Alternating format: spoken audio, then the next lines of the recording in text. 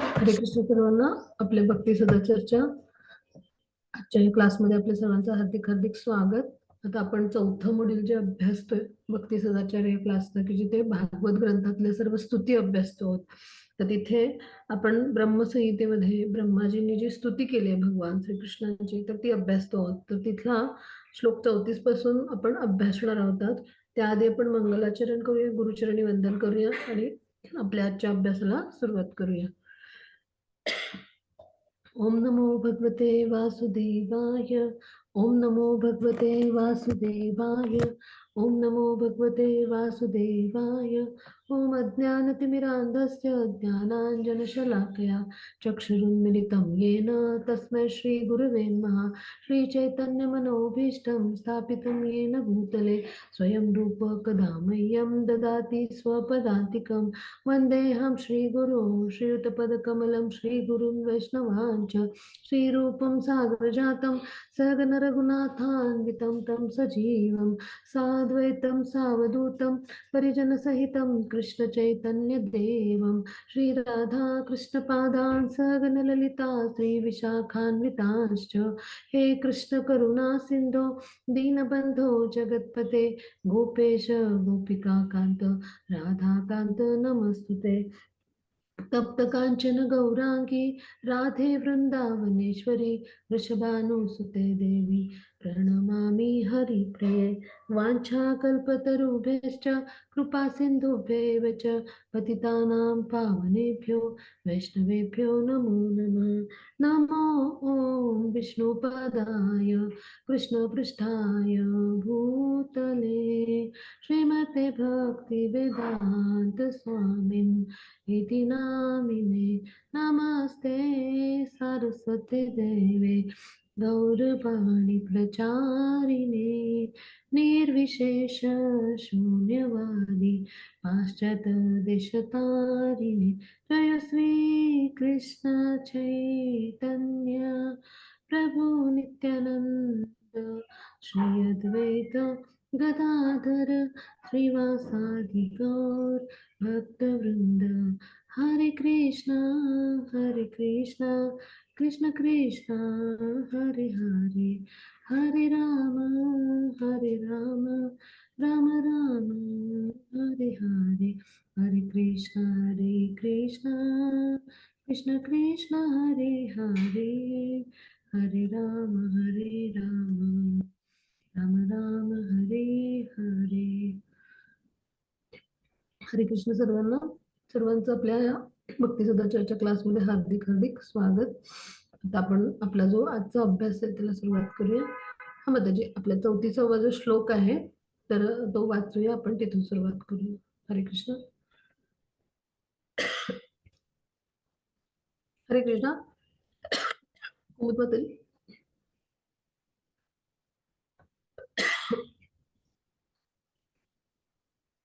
हरे कृष्णा. कुमुद माताजी, माझा आवाज येतोय? येस माताजी. हो हो येस. हा श्लोक वाचूया. श्लोक्रम ब्रह्मसंहिता श्लोक्रम 34.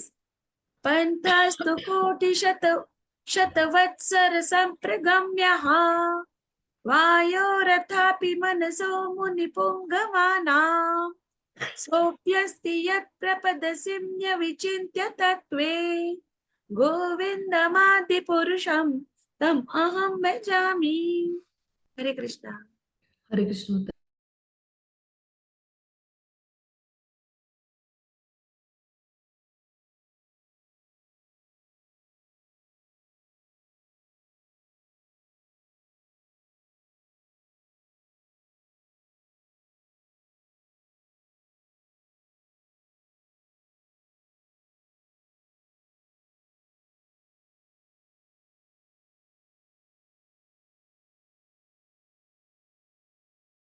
वेगवेगळे जे प्रकार आहेत त्यामध्ये हे वेगवेगळे जे योगी आहेत तर ते वेगवेगळ्या पद्धतीनं भगवान जे आहेत तर त्यांची आराधना करतात. मग ह्यापैकी प्राणायाम म्हणजे काय की जो अष्टांग योग आहे त्यानुसार म्हणजे ध्यान योगानुसार किंवा अशा पद्धतीने म्हणजे त्याचे टप्पे आहेत ना वेगवेगळे हे जे आहेत ते म्हणजे वायू निरोधन करायचं म्हणजे काय, की प्राणायामच्या माध्यमातून श्वास आत घ्यायचा, सोडायचा. मग त्याच्या वेगवेगळ्या पद्धती आहेत. म्हणजे मग मनाच्या स्तरावर ध्यान करायचं. मग जे ज्ञानी आहेत ते ज्ञान संपादन करतात भगवान यांच्याविषयी आणि त्या माध्यमातून भगवानांना जाणण्याचा प्रयत्न करतात. मग असे जे वेगवेगळे श्रेष्ठ ज्ञानी आहेत, की जे काय करतात भौतिक सगळ्या गोष्टी आहेत ते त्यागून टाकतात. म्हणजे भौतिक गोष्टींपासून संन्यास घेतात आणि आध्यात्मिक स्तरावर ते भगवान यांच्या म्हणजे त्यांच्याविषयीचं ज्ञान प्राप्त करण्याविषयी किंवा भगवान यांच्याविषयी जाणून घेण्याविषयी ते सदैव म्हणजे त्या स्तरावरच ते आपली जी साधना आहे ती करत असतात. म्हणजे ते ज्ञानी झाले. ज्ञान मार्गाने म्हणजे वेगवेगळे वेदामधले जे संदर्भ आहेत ते अभ्यासायचे. संस्कृत भाषेचं त्याला ज्ञान पाहिजे. त्यानंतर वेगवेगळे जे अर्थ आहेत, भावार्थ आहेत शब्दांचे ते कळले पाहिजेत. म्हणजे त्याला खूप म्हणजे खूप तो कष्टमय असा किंवा क्लेशदायक मार्ग आहे आणि पुन्हा त्याच्यात यश कितपत मिळेल माहिती नाही. म्हणजे त्या मार्गावर आपण जाऊन तर असं ज्ञानी लोक आहेत किंवा जे ध्यानयोगानुसार, अष्टांग योगानुसार साधना करणारे. मग हे सगळे योग म्हणजे काय भगवान श्रीकृष्णांशी जोडणं योग म्हणजे. तर हे सगळे योगपथ म्हणजे असे अनेक मार्ग आहेत. कोटी हजारो लाखो योगी आहेत आणि असे अनेक मार्ग पण आहेत. पण जे म्हणजे शतकोटी म्हणजे काय की असे जे इतके म्हणजे शतकोटी वर्षांपर्यंत म्हणजे आता पूर्वी आयु मर्यादा जास्त होती पहा सत्ययुगामध्ये म्हणजे इतक्या वर्षांपर्यंत हजारो लाखो वर्ष साधना करायची म्हणजे ब्रह्माजींनी अशी 1000 वर्ष म्हणजे तप केलं त्यांनी आणि त्यानंतर मग त्यांना भगवान जे आहेत तर ते त्यांच्यासमोर प्रकट झाले आणि त्यांच्या हृदयात त्यांनी वेदांचं म्हणजे जे आहे तर ते सगळं ज्ञान त्यांच्याकडे हस्तांतरित केलं त्यांच्या हृदयामध्ये म्हणजे हृदयांतरित केले आपण म्हणतो वेद. तर अशा पद्धतीने भगवत साक्षात्कार व्हायचा किंवा आत्मसाक्षात्कार जे आहे तर त्याचं विज्ञान अशा पद्धतीनं होतं त्या काळामध्ये. म्हणजे मग ह्याच्यावरून आपण काय समजलं की समजून घ्यायचं की हजारो लाखो किंवा कोटी वर्ष इतकी साधना केल्यानंतर म्हणजे ज्यांना अशा पद्धतीनं भगवान जे आहेत तर त्यांचं फक्त चरणांचा अग्रभाग म्हणजे जे भगवान आहेत त्यांचं म्हणजे अंगठा जो आहे म्हणजे अगदी अग्रभाग अंगठ्याचं टोक म्हणजे इतकंच इथपर्यंतच त्यांना म्हणजे चरण कमलांपैकी भगवान यांचं जे अंगुष्ठ आहे तर त्याचा अग्रभाग इथपर्यंतच जे पोहोचू शकतात म्हणजे म्हणजे अशा पद्धतीनं म्हणजे जे साधनेचे प्रयत्न करतात तर असे जे आहेत मग असे कोण आहेत तर भगवान श्रीकृष्ण त्यांच्या चरणी माझं वंदन असं म्हणजे मी त्यांचं भजन करतो असं म्हणतात जे ब्रह्माजी आहेत ते. तर ह्याच्यातला आपण मतितार्थ समजून घेऊया. तर शुद्ध भक्ती जी आहे, तर ती भगवान यांच्या भक्तिमय प्रेममय सेवेद्वारेच प्राप्त होऊ शकते आणि म्हणून वैष्णव आहे तो सर्वश्रेष्ठ गणला जातो. म्हणजे भगवान गोविंद जे आहेत त्याच्या चरण कमलांची प्राप्ती आपल्याला भक्तिमय प्रेममय सेवेद्वारेच मिळेल. अन्यथा काय होतं अष्टांग योगी असे हजारो लाखो असतात म्हणजे असे हजारो लाखोपैकी पुन्हा हजारो लाखो वर्ष ते समाधी आणि असा अभ्यास म्हणजे ह्या पद्धतीनं म्हणजे हे टप्पे जे आहेत अष्टांग योगाचे वेगवेगळे तर नियम पासून सुरू होतं ते समाधीपर्यंत संपतं.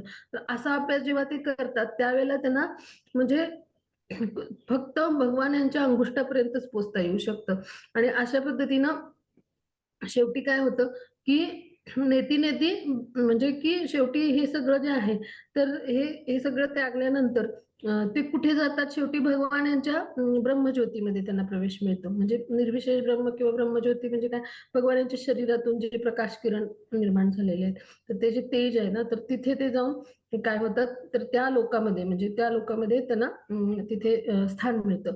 मग आता ही सुद्धा आंशिक मुक्ती आहे. म्हणजे काय, की भगवान यांच्या शरीरातून आलेले किरण आणि भगवान यांच्यात साम्य आहे ना, जसं टॉर्च आणि टॉर्चमधून येणारा प्रकाशात साम्य आहे, की नाही?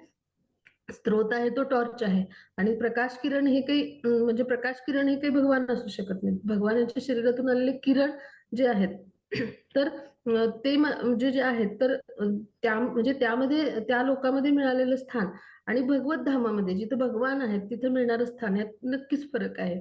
मग तसंच ह्या योगामध्ये आणि भगवान यांच्या शुद्ध भक्तांमध्ये फरक आहे. म्हणजे काय, की भगवान यांचा चरणकमलाशी प्रत्येकाला स्थान मिळतं. शुद्ध भक्ताला पण मिळतं. आणखी अशा योगाद्वारे अशा वेगवेगळ्या प्राणायाम आणि अशा वेगवेगळ्या ज्या पद्धती आहेत म्हणजे ध्यान योग, अष्टांग योग, हठयोग याद्वारे साधना करून किंवा ह्या योगाद्वारे भगवान यांची प्राप्ती करणारे जे लोक आहेत, तर ह्यांच्यामधला हा फरक आपण समजून घ्या, की त्यांना पण भगवत चरण मिळतात. पण फरक काय आहे? एक जण आहे ते ब्रह्मज्योती म्हणजे निर्विशेष ब्रह्मापर्यंतच जातात ते, आणि दुसरे आहेत त्यांना साक्षात भगवत चरण म्हणजे भगवत धामाची प्राप्ती होते. मग असं हे चिन्मय जगत आहे, म्हणजे असं हे म्हणजे आध्यात्मिक जगत आहे, की तिथे हे सगळं विभाजन आहे. म्हणजे आता आपण गोलोक वृंदावन चार्ट अभ्यासलाय, हो की नाही?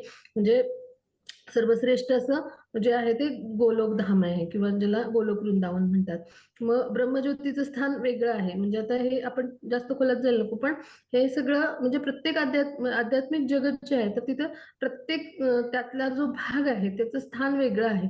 आणि म्हणजे तिथे त्या आध्यात्मिक जगत आणि भौतिक जगत ह्यांच्यामध्ये एक विभाजन रेखा पण आहे.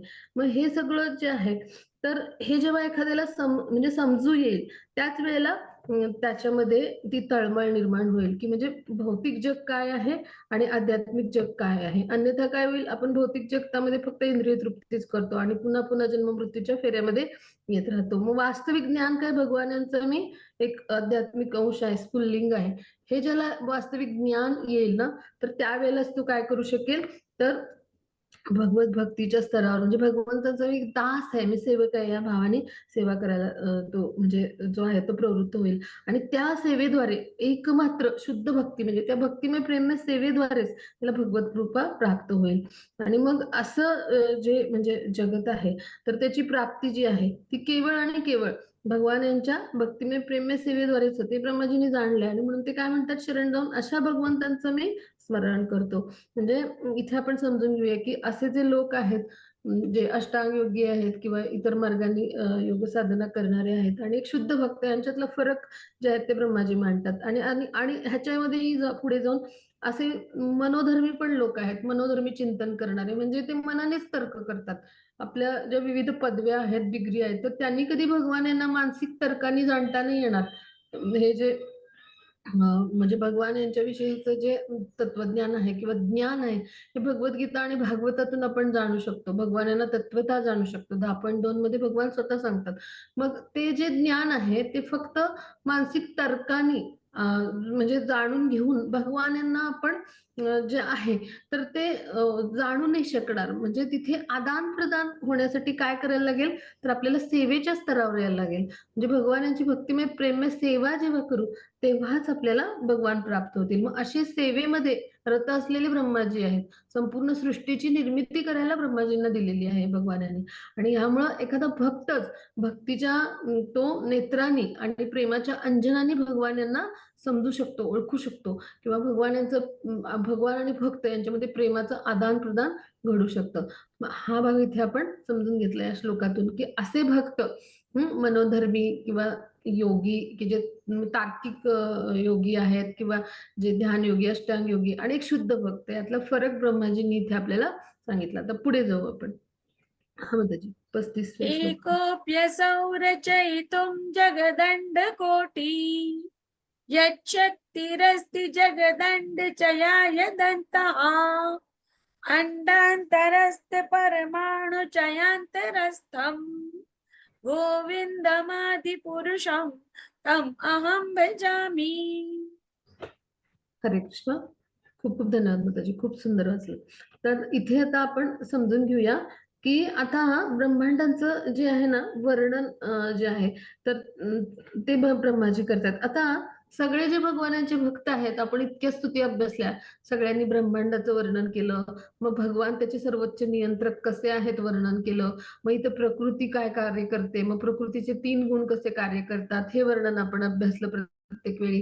मग तिथे आपल्यासारख्या बद्ध जीवाचं काय होतं, मग तिथं माझ्यासारखा तुच्छ जीव कशा पद्धतीने आपली सेवा करायचा प्रयत्न करतो. मग अशा पद्धतीनं प्रत्येक भक्तानं आपलं वेगवेगळ्या पद्धतीने आपलं जे मनोगत आहे हे मांडलं खूप सुंदर प्रार्थनांच्या स्वरूपात, आणि आपण ते वेगवेगळ्या पद्धतीने अभ्यासल्या आणि खूप छान पद्धतीने अभ्यासल्या. कुंती माता म्हणाले, की मला दुःख द्या. प्रल्हाद महाराज काय म्हणाले, की त्यांनी सगळ्या जीवितांसाठी म्हणजे सगळ्या जीवांसाठी त्यांनी काय केलं तर प्रार्थना केली. म्हणजे सगळे ते शुद्ध भक्तच होते, पण माझ्यासारखे जे सगळे बद्धजीव आहेत, त्या सगळ्यांसाठी त्यांनी प्रार्थना केली. म्हणजे प्रत्येक याचं वैशिष्ट्य वेगळं होतं. पृथू महाराजांनी काय म्हटलं, की मला एक हजारो कर्ण मिळाले तर बरं होतील, म्हणजे मी तेवढ्या कानाने तुमची स्तुती ऐकेन. म्हणजे असे प्रत्येक भक्तानी वेगवेगळ्या पद्धतीनं त्याचा जो भाव आहे, ते ज्या रसामध्ये तो भगवान यांच्याशी जोडला गेलाय, त्या पद्धतीने त्यांनी प्रार्थना केली. तर तसं आता ब्रह्माजी हे आहेत ते दास्य रसामध्ये आपल्या भगवान यांच्याशी जोडले गेलेले आहेत किंवा त्या रसामध्ये भगवान यांच्याशी त्यांचा संबंध आहे आणि त्यानुसार ते भगवानांची स्तुती करतायत पहा. तर त्यांनी काय सांगितलं, कृष्ण हेच काय आहेत, सर्वोच्च असं तत्व आहेत आणि त्याचबरोबर काय, की भगवान इतके शक्तिमान आहेत, की ते एकमेव तत्व तर आहेत आणि त्यांच्यामुळं म्हणजे ही जी ब्रह्मांड जी आहेत, तर ही सगळी ब्रह्मांड त्यांच्यामुळेच निर्माण झालीत आणि त्या ब्रह्मांडांच्या मध्ये सुद्धा भगवान म्हणजे ते ब्रह्मांड निर्माण करणारे पण भगवानच आहेत. आणि त्याचबरोबर त्या ब्रह्मांडामध्ये पण प्रवेश करणारे सुद्धा भगवानच आहेत. म्हणजे सगळं काही जे आहे ते भगवान यांच्यामुळेच निर्माण होतं आणि भगवान यांच्यामुळेच ते म्हणजे जे काही आहे अस्तित्वामुळेच सगळं जे आहे तर त्याचं नियंत्रण होत असतं. म्हणजे काय, की भगवान यांच्या आध्यात्मिक शक्ती आहे ती आपल्या चिंतनाच्या पलीकडे आहे म्हणून त्याला अचिंत्य असं म्हटलंय आणि आणि असे असंख्य ब्रह्मांड भगवान जे आहेत ते निर्माण करतात आणि मग हे भौतिक ब्रह्मांड जे आहेत तर ती निर्माण झाल्यानंतर ते काय करतात, तिथे गर्भोदकशाही विष्णू म्हणून प्रवेश करतात आणि पुन्हा तिथे वेगवेगळे भौतिक लोक निर्माण करतात. 14 लोक निर्माण होतात आणि पुन्हा तिथल्या प्रत्येक अणू-परमाणूमध्ये क्षीरोदकशाही विष्णूच्या रूपामध्ये ते असतात. मग अशा पद्धतीनं प्रत्येकाच्या हृदयामध्ये भगवान आहेत. म्हणजे अशी भगवानांची सर्व व्यापकता जी आहे, म्हणजे इतकी सर्व व्यापकता जी आहे ती कोणाचीच असू शकत नाही पहा. म्हणजे हे भगवानांचं असं आध्यात्मिक ऐश्वर्य आहे, की एकाच वेळेला ते आध्यात्मिक जगतामध्ये स्वतः आपल्या लीला करण्यामध्ये वेगवेगळ्या आध्यात्मिक लीलामध्ये गोलोक वृंदावनमध्ये उपस्थित असतात आणि त्या लीला ज्या आहेत तर त्यांचं आस्वादन करत असतात. पण त्याच वेळेला त्या सगळ्या ब्रह्मांडामधले म्हणजे जे म्हणजे ब्रह्मांडासाठी जे काही आवश्यक आहे, त्या सगळ्या गोष्टी पुरवून आपल्या वेगवेगळ्या भौतिक आणि आध्यात्मिक शक्ती आणि आपल्या वेगवेगळ्या सेवकांच्या माध्यमातून ते सगळ्याचं नियंत्रण करत असतात. मग असे जे भगवान आहेत, तर ह्यांच्याविषयी तर्क करणं आपल्या बुद्धीच्या पलीकडे आहे आणि एकाच वेळी हे सगळं सर्वोच्च नियंत्रण भगवान करत असतात आणि म्हणून त्याला काय म्हटलंय, अचिंत्य भेदाभेद सिद्धांत किंवा तत्व म्हटलंय आणि त्याद्वारे म्हणजे आपण भगवानांना समजू शकतो. पहा, अचिंत्य म्हणजे आपल्या विचाराच्या, बुद्धीच्या पलीकडंच आहे. म्हणजे भगवानच मूळतः आध्यात्मिक आहेत आणि आपला कसं आहे, की इंद्रिय आपली भौतिक आहेत आणि आपलं मन सुद्धा मग भौतिक झालं. आपलं सूक्ष्म देह म्हणजे मन, बुद्धी, अहंकार सगळंच भौतिक झालं. मग जी वस्तू आध्यात्मिक आहे ती म्हणजे तर ती वस्तू म्हणजे किंवा ती व्यक्ती आपल्याला जी काही आपली इंद्रिय ती एकतर अपूर्ण आहेत आणि जी भौतिक आहेत त्याद्वारे जाणता येईल का? बिलकुलच नाही. त्यामुळे भगवान कसे आहेत? अचिंत्य आहेत आणि त्यामुळं भगवान जे आहेत तर ह्यांचं वर्णन अचिंत्य भेदाभेद सिद्धांत ह्या माध्यमातून केलं जातं. हा सिद्धांत चैतन्य महाप्रभूंनी मांडला. याचा अर्थ काय? की भगवानच या सगळ्यांचं नियंत्रण एकाच वेळी करत असतात आणि एकाच वेळी ते जसं आध्यात्मिक जगतामध्ये लीला करतात पण करत असतात त्याच वेळी ह्या सगळ्या ब्रह्मांडाचं आणि तिथल्या होणाऱ्या सगळ्या कार्यकलापांचं नियंत्रण करत असतात. आता पुढे जाऊ आपण. मग त्याच्या पुढच्या श्लोकावर जाऊया. यद्भावभावित धियो मनुजास्तथैव सम्प्राप्य रूपमहिमासनयानभूषः सुक्तैर्यमेव निगमप्रथितैस्तुवन्ति गोविन्दमादिपुरुषं तम् अहं भजामि. हरे कृष्ण. हरे कृष्ण. आता ब्रह्मांडाचं स्वरूप ह्या सगळ्याचे निर्माते भगवान आहेत हे सगळं आपण जाणून घेतलं. आता ह्याच्या पुढचं सत्य जाणून घ्यायचंय आपण म्हणजे ब्रह्माच्या ह्याच्या पुढे अजून एक पाऊल जाऊन आपल्याला पुढचं ज्ञान देत आहेत, की आता भगवान यांचा जो भक्तिमय प्रेममय सेवा करणारा भक्त आहे, मग तो कुठल्या टप्प्याने भगवानांच्या भक्तीमध्ये पुढे जातो. तर आता ह्याचं वर्णन आहे, की काय म्हटलंय, की यत्भाव भावित धिय धिय म्हणजे हृदय, मनुजा म्हणजे मनुष्य, पहिली ओळ श्लोकाची. तर त्यानुसार काय, की आता जो साधन भक्तीद्वारे किंवा जो गुरु शिष्य परंपरेद्वारे आपल्याला मार्गदर्शन जे आहे ते मिळवतो आणि अशा पद्धतीने गुरु शिष्य परंपरेद्वारे जो ज्ञान घेत असतो, असा जो व्यक्ती आहे, तो या साधना भक्तीद्वारे किंवा वैदिक साधनेद्वारे हळूहळू काय होतं, गुरूंच्या मार्गदर्शनाखाली भक्तिमय प्रेममय सेवा करतो भगवानांची. आणि मग तो पुढे जाऊन भावभक्तीमध्ये म्हणजे त्याच्या हृदयामध्ये भगवान यांच्याविषयी भाव निर्माण होतात. तर हा भाग आपण समजून घेऊया, की ज्या व्यक्तीविषयी आपल्याला आपल्या भौतिक जीवनामधलं उदाहरण घेऊ, की ज्यांना प्रेम ज्यांच्याविषयी आपल्याला वाटतं, मग त्यांच्याविषयी प्रेमभाव आपल्याला वाटतो म्हणून आपण त्यांची सेवा करतो, हो की नाही? त्यांना आनंदी ठेवायचा प्रयत्न करतो, सदैव संतुष्टीत ठेवायचा प्रयत्न करतो. जसे आपले बंधू आहेत, मग त्यांच्या आवडीच्या गोष्टी आपण करू, हो की नाही? मग त्यांना आनंद कशात होईल ती गोष्ट आपण करू. असं प्रत्येक नात्यामध्ये आहे. म्हणजे काय, की जेव्हा भावाच्या स्तरावर आपण त्या व्यक्तीशी आपला संबंध प्रस्थापित केलेला असतो, त्याच वेळेला काय होतं तिथे सेवा होते. मग हाच संबंध एक भक्त आहे, तो भगवान यांच्याशी निर्माण करतो. म्हणजे तो काय होतो, भगवान यांच्याशी भगवान माझे स्वामी आहेत आणि मी त्यांचा जो आहे तो एक सेवक आहे. ह्या भावाने तो काय करायला लागतो, त्यांची सेवा करायला लागतो. आता सेवा करताना सुद्धा वेगवेगळे भाव आहेत. म्हणजे 5 प्रकारचे भाव आहेत. सेवा करत असताना सुद्धा. म्हणजे कुणी आहे तर शांत रसामध्ये म्हणजे रस किंवा भाव म्हटले. म्हणजे हे जे भाव निर्माण होतात हृदयात त्याला रस असं म्हटले. भगवान त्याचं आस्वादन करतात त्या भावांचं. म्हणजे काय, तर आदान-प्रदान होतं भगवान आणि भक्त यांच्यामध्ये म्हणून त्याला आस्वादन म्हटलं जातं. म्हणजे 2 व्यक्तीमधल्या आदान-प्रदानाला आणि दोघांकडून ते आस्वादन होतं. आणि त्याचा आनंद घेतला जातो. तो दिव्य आध्यात्मिक आनंद आणि म्हणून त्याला रस असं म्हटलंय.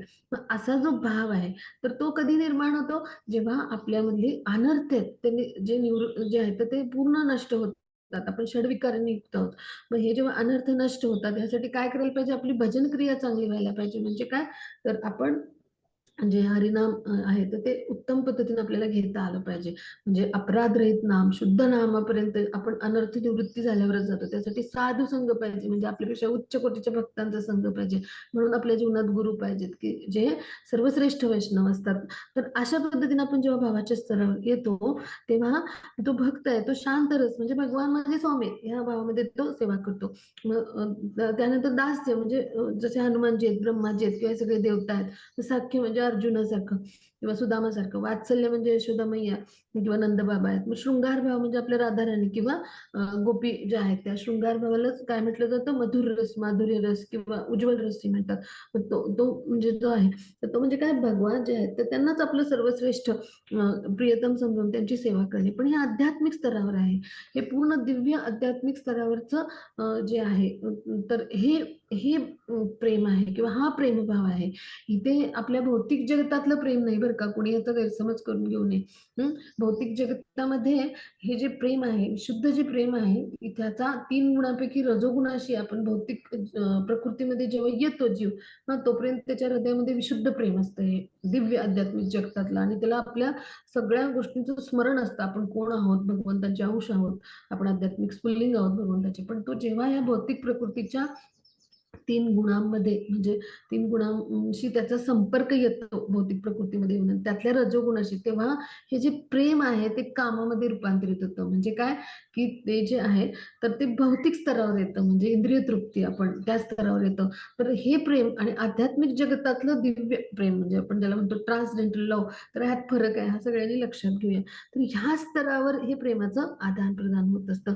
मग आपले जे भाव आहेत त्यानुसार भक्त कृष्णांची नित्य सेवा करत असतात आणि अशा पद्धतीनं त्या एका कुठल्याही भावामध्ये स्थिर होऊन ते भगवान यांची वेगवेगळ्या पद्धतीने सेवा करतात. मग कुणी भगवान जे आहेत तर त्यांच्यासाठी म्हणजे त्यांची सेवा करण्यासाठी मनुष्याचं रूप घेतील, कुणी देवतेचं रूप घेतील. म्हणजे अशा पद्धतीनं सेवक बनतात. मग कुणी भगवान यांचं महिमा मंडन करणारे म्हणजे जसे नारद मुनी आहेत, तर भगवान यांची महिमा गातात सदैव. तर अशा पद्धतीची सेवा करतील. तर कुणी भगवानांचं आसन बनवून सेवा करतील, कुणी भगवानांचं वाहन बनवून सेवा करतील. म्हणजे वेगवेगळ्या पद्धतीनं सेवा करतात. कुणी भगवानांचं आभूषण बनवून सेवा करतील. मग अशा पद्धतीनं किंवा वेद आहेत, तर ते काय करतील, आता वेद सुद्धा भगवान यांचंच रूप आहे. तर हे काय मंत्रसूक्त म्हणजे काय आहे, तर हे जे आहेत वेद म्हणजे भगवान यांचा ध्वनी अवतार आहे. मग हे अशा पद्धतीने जे मंत्र सूक्त आहेत, तर ह्या माध्यमातून म्हणजे वेदांमध्ये काय आहेत, तर मंत्र आणि सूक्तांची रचना केलेली आहे. मग अशा पद्धतीनं स्वतःला पूर्णतः समर्पित करून काय करतात, हे वेदामधले मंत्रस्तुती भगवान यांची स्तुती करतात. जे मंत्रसूक्त आहेत ते. आणि त्यामुळे काय होतं, की ती भगवानांची सेवा होते. म्हणजे विशिष्ट रसाच्या माध्यमातून जी काही योग्य आहे त्यानुसार ते सेवेच्या स्तरावर स्वतःला जे आहे तर ते आणतात आणि त्यानुसार ते भगवानांची सेवा करतात. मग आता भगवान यांचे जे वेशभूषा आणि भूषण वेगवेगळी आभूषणं आहेत. हं. तर ती म्हणजे काय आहेत? म्हणजे भगवानांचे वेगवेगळे दागिने थोडक्यात. तर ते सुद्धा भगवान सेवक आहेत. ते सेवा करतात भगवानांची. भगवानांचा जो शेष अवतार आहे ना, अनंत शेष, तर त्याचं ते रूप आहे. म्हणजे भगवान जे आहेत. तर त्यांचे वेगवेगळे विभाजन आपण अभ्यासलेत गोलोक चार्टमध्ये. तर त्यापैकी जे शेष रूप आहे भगवानांचं, तर त्यांना भगवान सेवक असं म्हटलं जातं.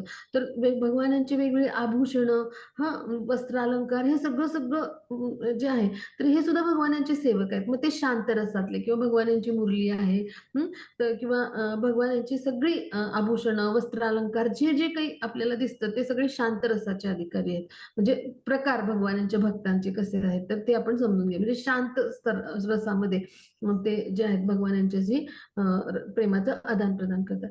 मग दास्य रस म्हणजे काय, की जे भगवान जे आहेत तर म्हणजे त्यांची दास म्हणून जे सेवा करतात.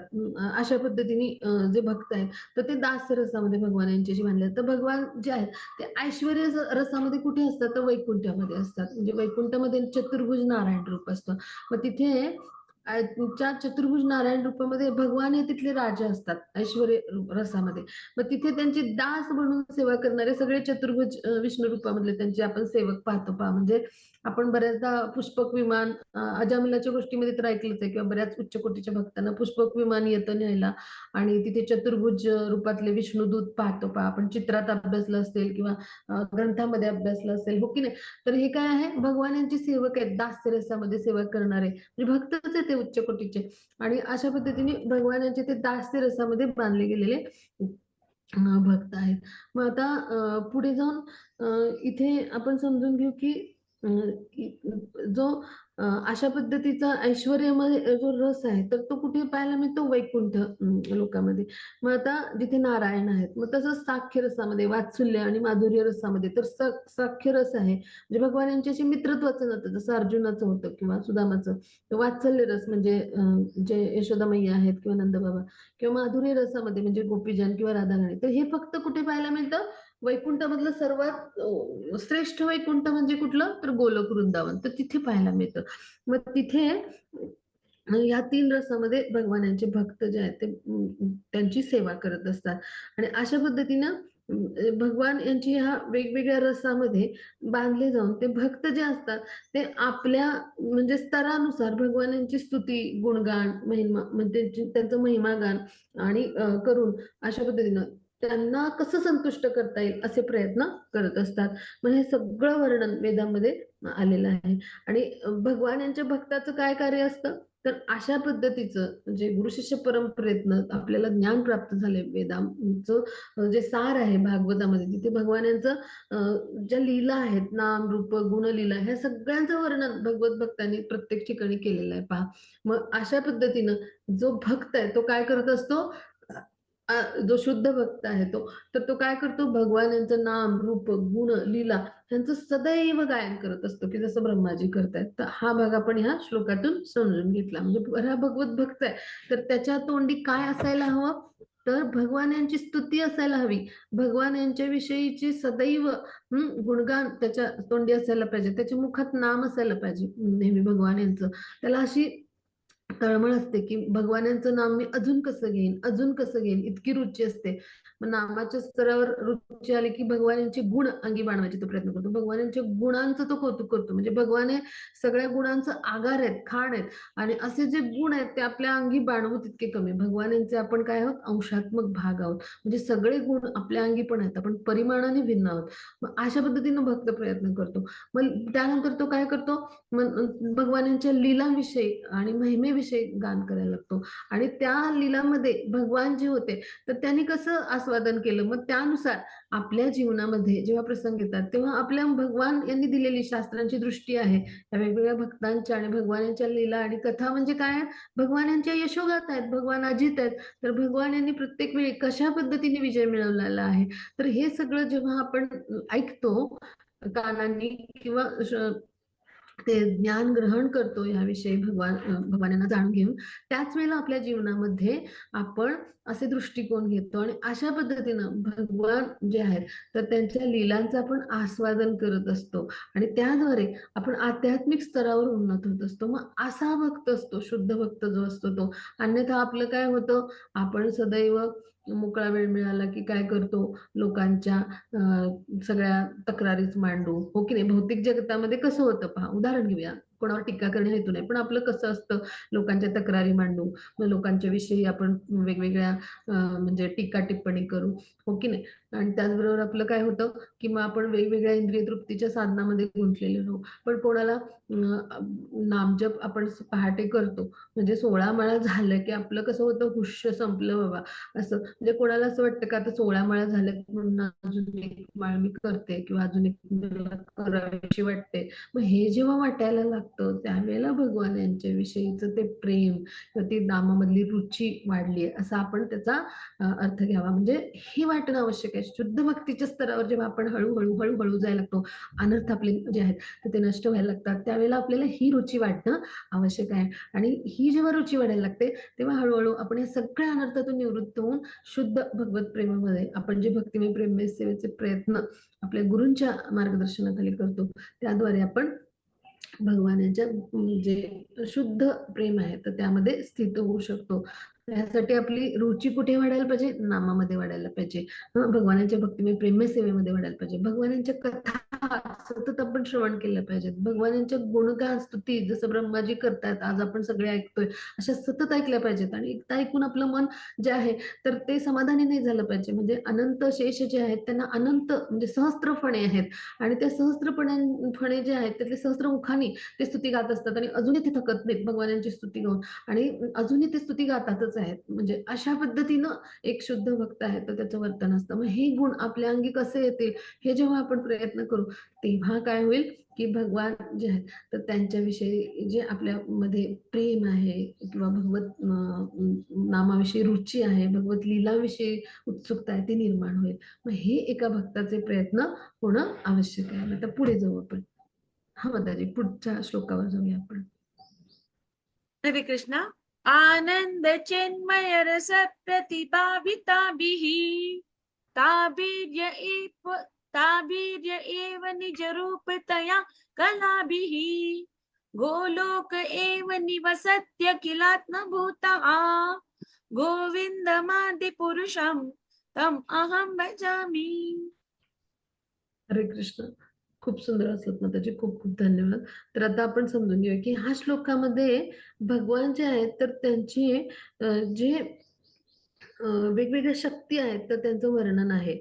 मग आता भगवान यांच्या वेगवेगळ्या शक्तीपैकी भगवान यांची आल्हादिनी शक्ती तर ती म्हणजे कोण आहेत? राधाराणी म्हणजे आनंद शक्ती असं म्हटलं. मग ही जी राधाराणी आहे तर राधाराणी आणि कृष्ण हे तत्व जे आहे एकच आहे, कृष्ण तत्व आहे. फक्त आता शक्तिमान आणि शक्ती तर ह्याच्यात आपण समजून घेऊया की शक्तिमान आणि शक्ती तर हे वेगवेगळे नाहीयेत म्हणजे तत्वाच्या स्वरूपावर. पण काय आहे की आध्यात्मिक जगत जे आहे म्हणजे गोलोक वृंदावन इथे जी प्रत्येक म्हणजे चिन्मय गोष्ट जी आहे म्हणजे जी आध्यात्मिक स्तरावर गोष्ट आहे तर भगवान यांची शक्ती हिला सुद्धा एक आध्यात्मिक म्हणजे देह आणि आध्यात्मिक स्वरूप आहे. म्हणजे असं प्रत्येक गोष्टीलाच आहे. म्हणजे भगवान यांची इच्छाशक्ती, क्रियाशक्ती अशा वेगवेगळ्या शक्ती आहेत. तर त्यापैकी आल्हादिनी शक्ती म्हणजे आनंददायी शक्ती जी आहे तर ती जी आहे तर तिला देखील एक स्वरूप आहे स्वतंत्र आणि अस्तित्व आहे, आध्यात्मिक अस्तित्व आहे आणि ती म्हणजे राधाराणी आहे. पण तत्व म्हणजे कोण? एकच कृष्ण तत्व. म्हणजे राधाराणी ही शक्ती जी आहे ती भगवान यांच्यावर पूर्णतः अवलंबून आहे. म्हणजे राधाराणी आणि भगवान हे वेगळे नाहीयेत, एकच आहे. म्हणजे शक्ती ही आहे, शक्तिमानापासून वेगळी नाहीये. फक्त आध्यात्मिक जगतामध्ये प्रत्येकाला एक स्वतंत्र अस्तित्व असतं. आणि त्यानुसार हे कसे आहेत तर वेगळ्या स्वरूपात आहेत. म्हणजे राधा राणींच्या स्वरूपात भगवान यांची अलादिनी शक्ती आहे आणि भगवान हे कृष्ण म्हणजे शक्तिमान या स्वरूपात कृष्ण म्हणून तिथे अस्तित्वात आहेत. पण तत्व काय आहे? कृष्ण तत्व. मग आता ह्या दोघांमध्ये पण अचिंत्य गुण आहेत. म्हणजे आता भगवानच आहेत, त्यांचीच ती शक्ती आहे. मग म्हणजे भगवान यांची शक्ती आणि शक्तिमान म्हणजे तर हे म्हणजे भगवान म्हणजे शक्तिमान आहेत आणि भगवान यांची शक्ती तर हे एकमेकांपासून अभिन्नच आहेत, बरोबर की नाही? मग त्यामुळे त्यांच्यामध्ये जे गुण आहेत ते सगळे अचिंत्यच आहेत आणि मग त्यांच्यामध्ये जे प्रेमाचं आदान प्रदान आहे म्हणजे भगवान यांची शक्ती जी आहे ती भगवान यांची सेवा करणारी आहे. सेवाभाव आहे तिच्यामध्ये. सेवाभाव काय आहे तर भगवान यांचाच ती एक भाग आहे. मग आपल्याच शरीराचा एक भाग आहे. म्हणजे माझ्याच अंगाचा एक भाग आहे. थोडक्यात मी उदाहरण घेते. माझा हात आहे. ठीक आहे. तर माझ्या हाताविषयी मला प्रेमच वाटणार ना, म्हणजे जे आहे आणि त्यानुसार म्हणजे किंवा माझ्या कुठल्याही अंगाविषयी मला प्रेमच वाटेल. म्हणजे भौतिक जगतातलं मी उदाहरण तुम्हाला लक्षात येण्यासाठी देऊ करते. तर तसं भगवान यांची जी शक्ती आहे ती म्हणजे राधाराणी आहे. मग त्याविषयी भगवान यांचं माधुर्य रसामध्ये किंवा शृंगार रसामध्ये आदान-प्रदान चालतं आणि मग तिथं काय आहे तर तिथे त्या म्हणजे रसामध्ये भगवान यांच्याशी राधा-राणी यांचं जे आदान-प्रदान होतं, त्याचबरोबर तिथे राधा-राणींचे पुन्हा विस्तार होतात. आता भगवान यांचे जसे वेगवेगळे विस्तार होतात, म्हणजे भगवान यांच्यापासून पहिल्यांदा जे बलरामजी बनतात, मग पुढे जाऊन त्यांचे विस्तार होतात. म्हणजे असे जे आपण अभ्यासले, तर तसं भगवान यांच्या शक्तींचे पण विस्तार होतात, राधा-राणींचे. मग त्यापासून वेगवेगळ्या गोपी आणि सखिया बनतात. मग त्यातही पुन्हा प्रकार आहे. मग हे सगळे आनंद, चिन्मय रस म्हणजे काय, की माधुर्य रसामध्ये हे जे आहेत, तर ते प्रेमाचं आदान-प्रदान त्यांच्यामध्ये होत असतं. आणि मग तिथे प्रेमाच्या आदान-प्रदानासाठी काय असतात, तर आलंबन आणि उद्दीपन असे 2 रसामध्ये म्हणजे ते भाग आहेत. तो रस जो आहे, तर तो कसा आदान-प्रदान होतं, तर आलंबन आणि उद्दीपन या प्रकारे. मग तिथे आश्रय आणि विषय असे 2 भाग येतात. मग आता आश्रय जो आहे, तो त्यांचा जो आहे तर त्या स्वतः राधा-राणी आहेत आणि जे विषय आहे तो त्यांचा कोण आहे? भगवान आहे. राधा-राणी आणि सखी आहे. त्यांचा विषय काय आहे? श्रीकृष्णांच्या विषयी प्रेम आणि श्रीकृष्णांची सेवा. श्रीकृष्णांच्या विषयी वाटणारा त्यांना मधुर भाव आणि आश्रय म्हणजे काय? की ज्या विषया म्हणजे जो कोणी त्यांचं भगवान यांचं चिंतन करतो, तर त्याला म्हणायचं आश्रय. तर अशा पद्धतीनं ते भगवान यांच्या अशी माधुर्य रसामध्ये जोडले गेलेले आहेत. आणि मग तिथे या पद्धतीनं त्यांच्या सदैव लीला ज्या आहेत त्या घडत असतात. आता या लीला जेव्हा घडत असतात, तेव्हा त्यांच्यामध्ये आल्हादिनी शक्ती जी आहे, तर ही भगवानांची अशी शक्ती आहे, की तिच्यामध्ये कलायुक्त अशा म्हणजे ज्या सगळ्या कला ज्या असतात वेगवेगळ्या, त्या पद्धतीच्या म्हणजे सगळ्या शक्ती म्हणजे ज्या कला आपण म्हणतो ना आर्ट किंवा क्रिएटिव्हिटी तर त्या पद्धतीच्या सगळ्या शक्ती त्याच्यामध्ये आहेत. आणि त्या 64 कला म्हणतो की नाही आपण ऐकलंय, तर त्या 64च्या 64 कला ज्या आहेत, तर ह्या अलादिनी शक्तीद्वारे प्रकाशित होतात. म्हणजे प्रत्येक स्त्रीमध्ये 64 कला आपण आहेत म्हणतो. साधारण म्हणण्याचा प्रघात काय आहे, तर ते राधा-राणी जे आहेत, तर त्यांच्याकडून ते आपल्याला मिळालेलं वरदान आहे. म्हणजे राधा-राणीचा विस्तार मानलं जातं.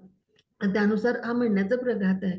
पण ह्याच्यात आपण हा भाग समजून घेऊया, की अशा पद्धतीने इथे भगवान जे आहेत, तर त्यांच्याशी प्रेमाचं आदान-प्रदान होत असतं. म्हणजे 64 कला कोणत्या आहेत, तर त्यातली काही नावं आपण अभ्यासूया आणि तो भाग सगळ्यांना लक्षात घ्यायचा प्रयत्न करूया, की गीत गाणं किंवा वाद्य वाजवणं, नृत्य करणं, नाट्य म्हणजे नाट्य स्वरूपात आपले भाव मांडणं, लिखाण करणं, त्यानंतर आपल्या देहावर वेगवेगळे शृंगार करायचे म्हणजे अगदी मेकअप पासून सगळं आलं. दागिने कसे म्हणजे घालायचे, वेशभूषा, केशभूषा सगळं आलं. पुष्पास्तरण म्हणजे फुलांची रचना म्हणजे माळा कशा घालायच्या, वेगवेगळ्या छान-छान माळा कशा करायच्या. हं. त्यानंतर अगदी आपलं वस्त्र किंवा दात साफ करण्यापासून इतके बारकावे येतात. हे इतकं सगळं आपण इथे वर्णन नाही करू शकणार. पण आपण काही ह्याच्यातले उदाहरणं घेऊया कलांची. हे 64 कला आहेत. मग त्याच्यामध्ये अगदी म्हणजे जे आहे ते म्हणजे वेगवेगळे जे म्हणजे जे आस्वाद किंवा व्यंजन आपण म्हणजे जे आहेत वेगवेगळ्या म्हणजे पदार्थांचं जे वेगवेगळे आस्वाद आहेत भगवान यांना आपण भगवान यांच्या समोर त्यांच्या सेवेसाठी आपण त्यांच्या समोर जे आहे त्यांच्यासाठी भोग म्हणून सादर करत असतो. मग स्वादिष्ट व्यंजन बनवण्याची जी कला आहे आणि भगवानांना वेगवेगळे स्वाद आहेत त्यांचं आस्वादन करायला मिळावं यासाठीची जी कला आहे तर ती सुद्धा त्याच्यात आली. मग त्यानंतर जादू करायची कला, त्याला म्हणायचं इंद्रजाल. मग त्यानंतर वेगवेगळे दागिने बनवण्याची कला, त्याला म्हणायचं भूषण योजन. मग त्यानंतर वेगवेगळे पेय बनवण्याची क्रिया आहे. त्याला म्हणायचं पानक रस राग असं. मग आपण वेगवेगळे जे काय म्हणतो त्याला वेगवेगळे जे आपण विणकाम असं म्हणतो ना आपण, कलाकुसर जी करतो ना वेगवेगळी वस्त्रांवर, तर त्याविषयी ची जी कला आहे तर ती देखील किंवा त्यानंतर वीणा किंवा डमरू वाजवण्याची कला किंवा पुस्तक वाचन किंवा पुस्तक आहे तर ते सगळं मुखोद्गत करून वाचल्यासारखं सांगण्याची कला. मग त्यानंतर काव्य निर्माण कला, अशा वेगवेगळ्या म्हणजे सूत कातण्याची कला. त्यानंतर वास्तुविद्या म्हणजे यांत्रिक कला, म्हणजे तेव्हा इंजिनिअरिंग किती ऍडव्हान्स्ड होतं पहा, आपल्याला माहितीच नाही. किंवा रत्नांची परीक्षा करण्याची कला आहे. म्हणजे अशा वेगवेगळ्या कला, म्हणजे अगदी सुगंधी वनस्पती बनवण्याची, म्हणजे सुगंधी वनस्पती ज्या आहेत तर त्या म्हणजे त्या निर्माण करून त्यांच्यापासून वेगवेगळी अत्तर आणि उटी हे निर्माण करण्याची कला सुद्धा. म्हणजे अशा अनेक कला म्हणजे किंवा हस्त हस्तमुद्रा ज्या आहेत त्याद्वारे बोलण्याची कला, आपण म्हणतो ना इशारे करून बोलायचं, तर ती कला. त्यानंतर वेगवेगळ्या प्रांतातल्या भाषा ज्यांना जाणता येत होत्या म्हणजे त्या कला, म्हणजे इतक्या. किंवा आकाशवाणी जी व्हायची की नाही किंवा भविष्यवाणी व्हायची तर ते सुद्धा त्यांना जाणता येत होतं अशा पद्धतीनं. किंवा वेगवेगळे म्हणजे जे मनामध्येच कविता रचायची आणि ताबडतोब ती व्यक्त करायची किंवा औषध बनवण्याची कला, म्हणजे इतक्या कला त्यांच्यामध्ये होत्या की म्हणजे आपण त्याची कल्पनाच नाही करू शकत. किंवा लहान मुलांची जी खेळणी आहेत त्यांच्याविषयी, म्हणजे ती निर्माण कशी करायची, मग एखाद्याला आकर्षित कसं करायचं, मग ह्याच्यावरून चुंबकाची म्हणजे निर्मिती, म्हणजे अशा पद्धतीने. किंवा अगदी भगवान यांनी जी लीला केली ना गोपींची वस्त्र लपवण्याची जी लीला केली तर ती सुद्धा एक कलाच आहे. म्हणजे अशा पद्धतीने इतक्या म्हणजे वेगवेगळ्या कला त्यांना अवगत होत्या. म्हणजे आपलं जे काही आपल्यामध्ये जे गुण आहेत सगळे, तर ते वेगवेगळ्या कलांच्या स्वरूपातच खरं तर व्यक्त होत असतात. म्हणजे हे सगळं गुणाकडून आले भगवान यांच्याकडून. म्हणजे एखाद्यामध्ये खूप चांगले गुण असतात पहा भौतिक जगतामध्ये आपण पाहतो. एखाद्याला खूप छान एखादं वाद्य वाजवता येत असतं, एखाद्याला खूप छान एखादे म्हणजे एखादी कविता असेल सादर करता येत असते किंवा एखाद्याला खूप सुंदर लिखाण करता येत असतं. असं वेगवेगळ्या पद्धतीनं जे आपल्यामध्ये गुण आहेत ते कुठून आहेत? भगवान यांच्याकडून. तर हा भाग इथं आपण समजून घ्या. मग अशा पद्धतीनं त्या वेगवेगळ्या लीला ज्या आहेत तर त्या करत असतात हे गोपीजन आणि राधाराणी, आणि तिथे भगवान यांच्याशी प्रेमाचं आदान-प्रदान त्यांचं सुरू होतं. ह्यांना म्हणायचं प्रकट लीला तिथं ज्या आहेत त्या प्रकट लीला तिथे घडत असतात. मग ह्या ज्या लीला आहेत ह्या अशाच लीला भूलोक म्हणजे जे वृंदावन आहे किंवा हे जे आहेत तर त्यांना भूवैकुंठ म्हणले, म्हणजे ते तितकंच महत्वाचं आहे. जरी भूलोकावरती वृंदावन असेल तरी तिथे देखील अशाच लीला ज्या आध्यात्मिक जगतामध्ये घडतात त्या सदैव सुरू असतात. आणि ह्यासाठी आपण भूलोक वैकुंठ म्हणून जे वृंदावन आहे, मथुरा आहे, या ठिकाणी धामाला जाणं किंवा धामाच्या ठिकाणी निवास करणं किंवा धामाच्या ठिकाणी जाऊन सेवा करणं महत्वाचं ठरतं. मग हा भाग आपण इथे समजून घेतला. आता पुढे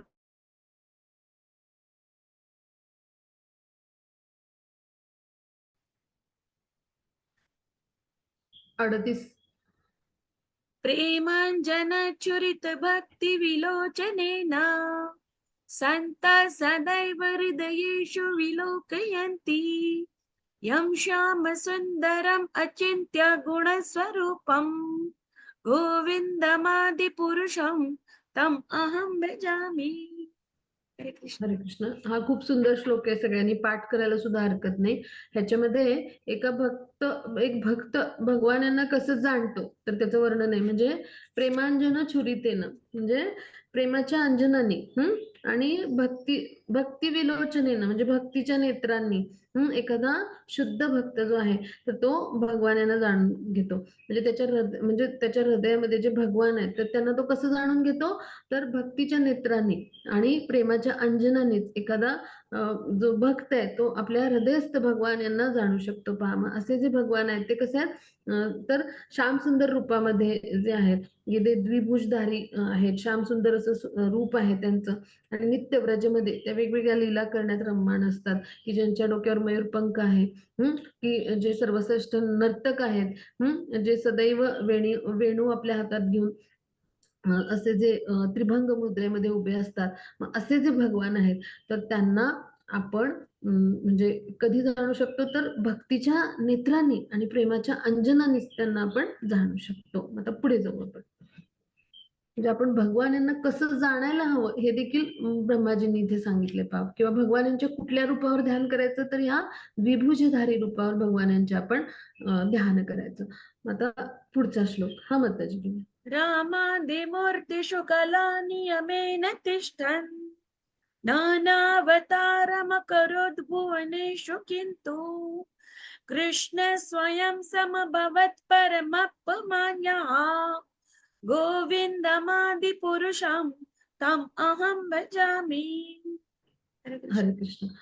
तर आता ह्या श्लोकामध्ये ब्रह्माजी सांगतात, की आता भगवान हे असे आपले इतके सुंदर रूपामधले श्याम सुंदर असे भगवान जे आहेत, तर ते मग काय करतात वेगवेगळ्या, आता म्हणजे त्यांचे विस्तार कसे करतात आणि कशा पद्धतीनं ह्या भौतिक जगतामध्ये वेगवेगळ्या अवतारामध्ये ते प्रकट होतात, तर त्याचं वर्णन करतायत. मग ते काय म्हणतात, रामादि मूर्तिषु कला नियमेन तिष्ठन्, म्हणजे राम, नृसिंह, वामन इत्यादी विग्रहांचे जे वेगवेगळे अवतार आहेत, म्हणजे भगवान यांचेही काय आहेत, तर स्वांश अवतार आहेत, म्हणजे प्राथमिक विस्तार आहेत. त्या रूपामध्ये काय करतात, ते स्थित होतात.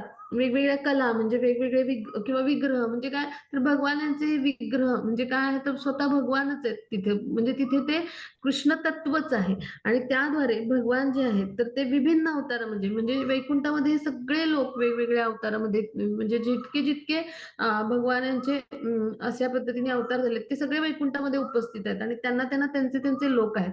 तर असे जे अवतार आहेत, तर ते उपस्थित असतात. आणि मग हे जे अवतार आहेत, तर ह्या अवतारामध्ये भगवान जे आहेत, ते स्वतः प्रकट होत असतात. आणि असे जे भगवान गोविंद आहेत, त्यांच्या चरणी मी वंदन करतो, अशा पद्धतीने त्यांची स्तुती करतात. म्हणजे आता भगवानांच्या वेगवेगळ्या अवतारांचं वर्णन जे आहे, तर त्यांनी केलंय. तर ब्रह्माजी ह्यातून आपल्याला काय सांगतात, की म्हणजे सगळीकडं म्हणजे व्रजसहित सगळीकडे प्रकट जे होतात भगवान, ते कृष्ण तत्वच आहे. पण ते राम किंवा वराह, नरसिंह अशा वेगवेगळ्या ठिकाणी ते प्रकट होत असतं, वेगवेगळ्या अवतारांमध्ये.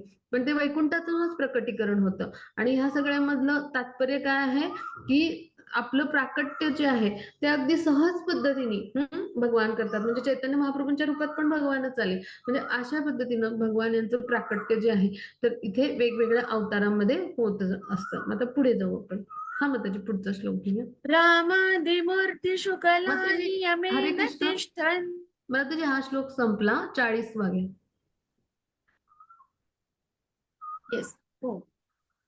यस्य प्रभा प्रभवतो जगदण्डकोटि कोटिष्वशेष वसुधादिविभूतिबिन्दम् तद्ब्रह्म निष्कलम् अनन्तम् अशेषभूतम् गोविन्दमादिपुरुषं तम् अहं भजामि.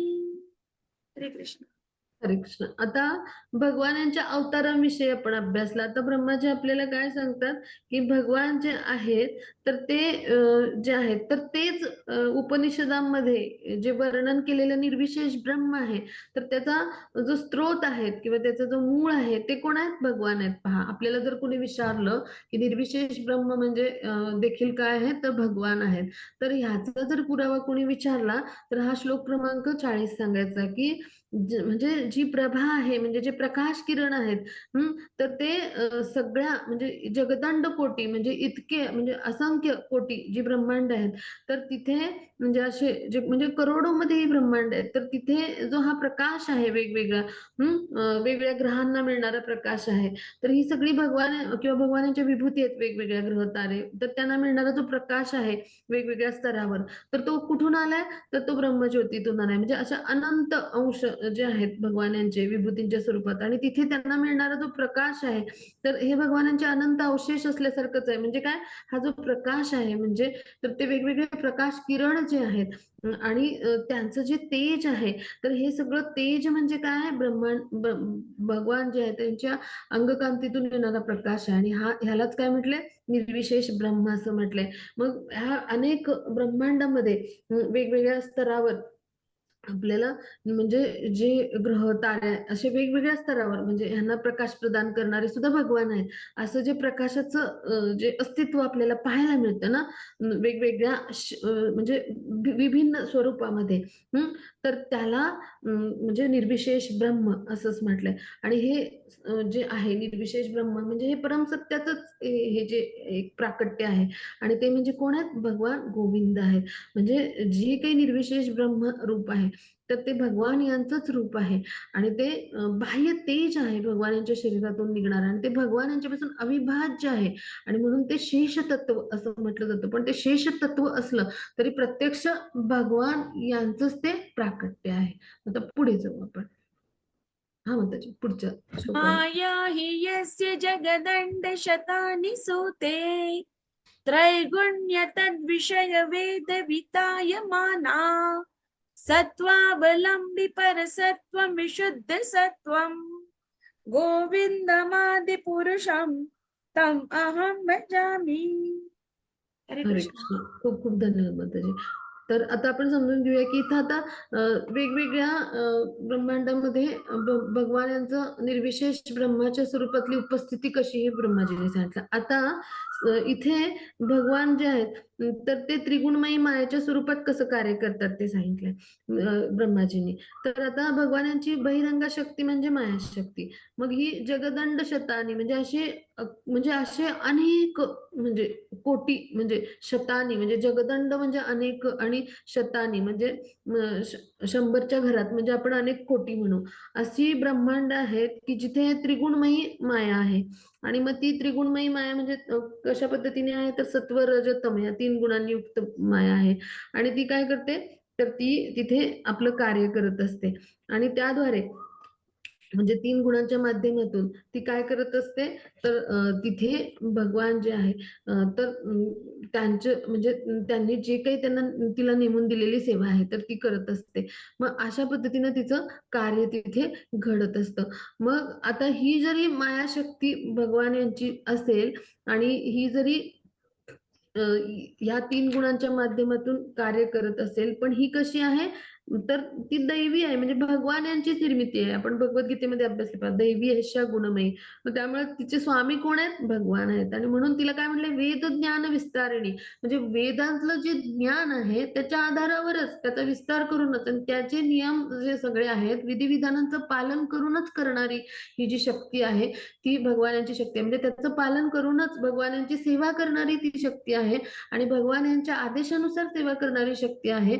आणि आपण जर भगवान यांना शरण गेलो तर निश्चितच काय होईल की म्हणजे ही जी मायाशक्ती आहे आणि तिच्या म्हणजे तिच्या प्रभावाखाली आपण जे ह्या भौतिक जगतामध्ये येतो आणि 3 गुणांनी ती युक्त असल्यामुळं आपलं जे प्रत्येक कर्म घडतं तर त्या कर्माच्या बंधनातून आपल्याला कधी मुक्ती मिळेल जर भगवान यांना आपण शरण गेलो तर.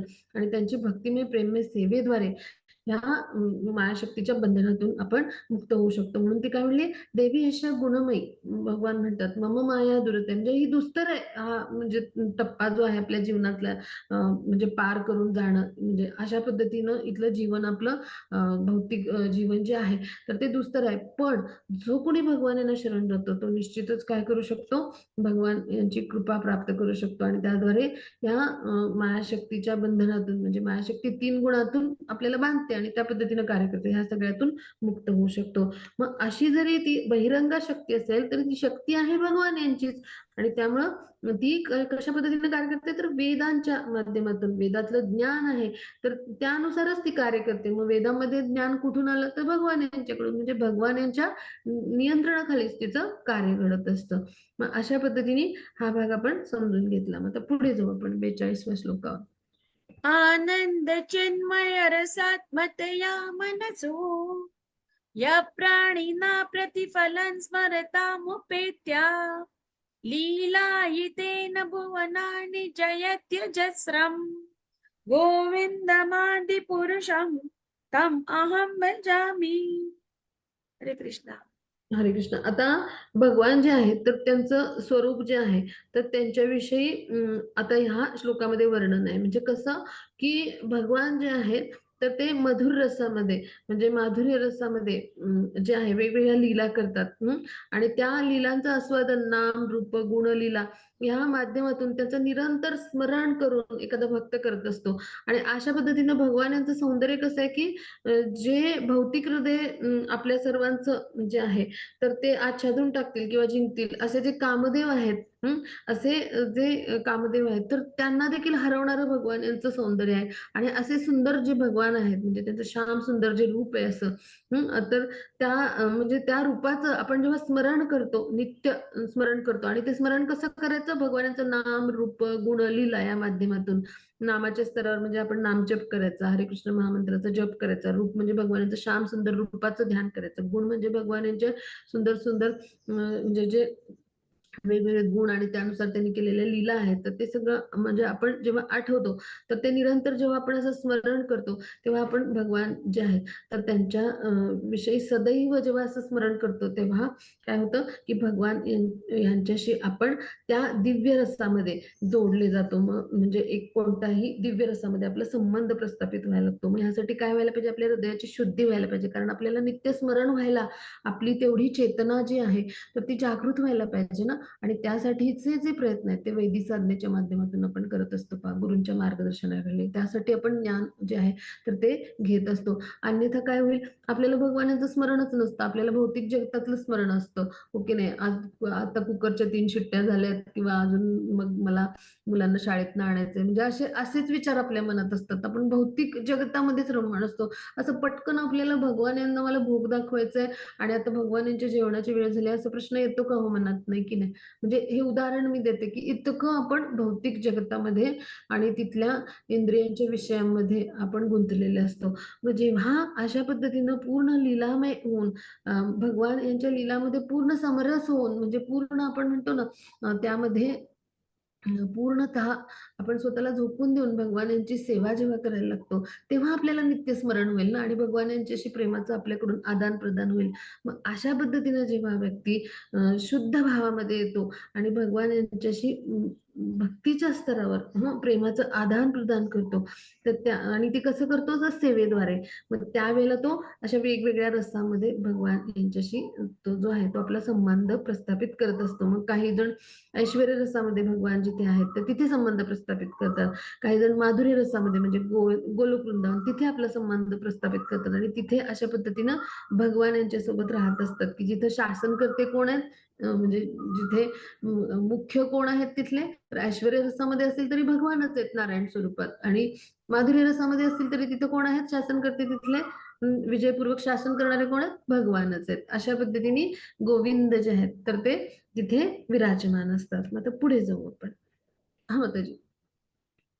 गोलोक नाम्नि निज धाम्नि तने च तस्य देवी महेश हरिधाम सुते श्रुतेषु ते प्रभाव निचया विहिताश्च येन गोविन्दमादि पुरुषं तम अहं भजामि.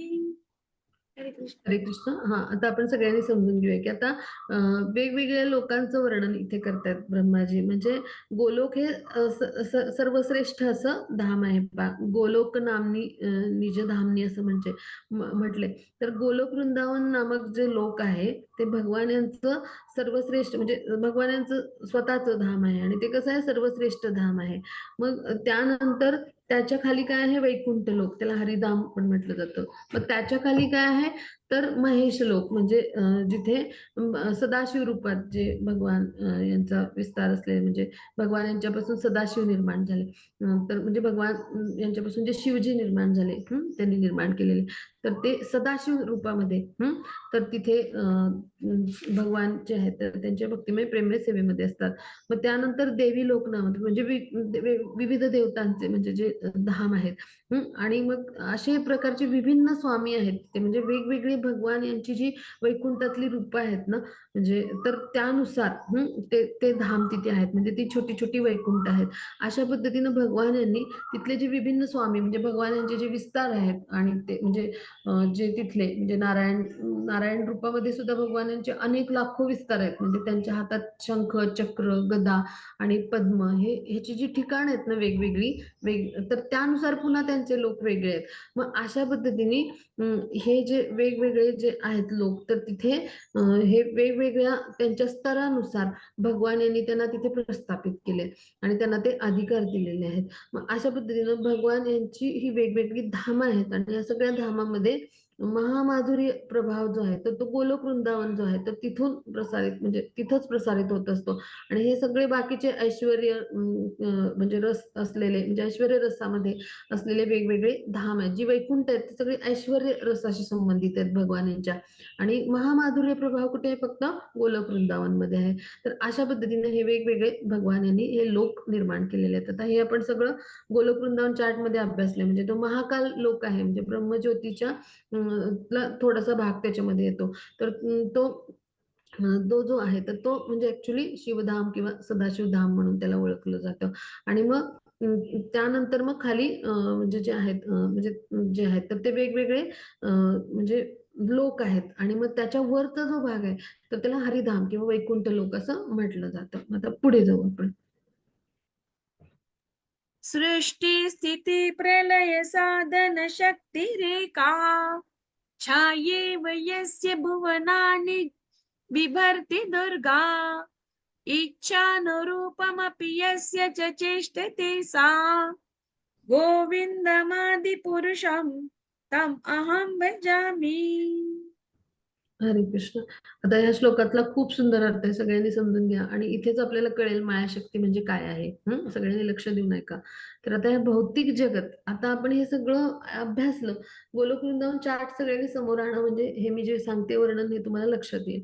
तर आता हे सगळं आपण अभ्यासलं तर आता भौतिक जगतामध्ये सृष्टी स्थिती किंवा प्रलय आता ह्या सगळ्याची कारण असणारी जी आहे तर ती काय आहे तर ती छाया स्वरूप आहे मायाशक्ती आणि ती जी छाया स्वरूप मायाशक्ती आहे तर ती कशाचं छाया स्वरूप आहे तर भगवान यांच्या चित शक्तीचं आणि भगवान यांची जी चित शक्ती आहे तर तिला काय म्हटलं जातं तर तिला रमा असं म्हटलं जातं त्या शक्तीला तर त्या चित शक्तीचं म्हणजे त्या रमादेवीचं जे छाया रूप आहे म्हणजे काय आहे मायाशक्ती चित शक्ती म्हणजे काय की जी भगवान यांच्या आध्यात्मिक जगतामध्ये जी भगवान यांच्या चित्तातून प्रकट होणारी शक्ती आहे वेगवेगळ्या शक्ती प्रकट होत असतात तर त्यापैकी एक जी आहे तर ती जी आहे रमादेवी मग तिची छाया स्वरूप म्हणजे कोण आहे मायाशक्ती की जिला दुर्गा असं म्हटलं जातं म्हणजे दुर्गा देवी हे कोणाचं नाव आहे मायाशक्तीचं आणि जिंकी इच्छा म्हणजे जिची इच्छा आहे तर त्यानुसार ती काय करत असते क्रिया करत असते म्हणजे काय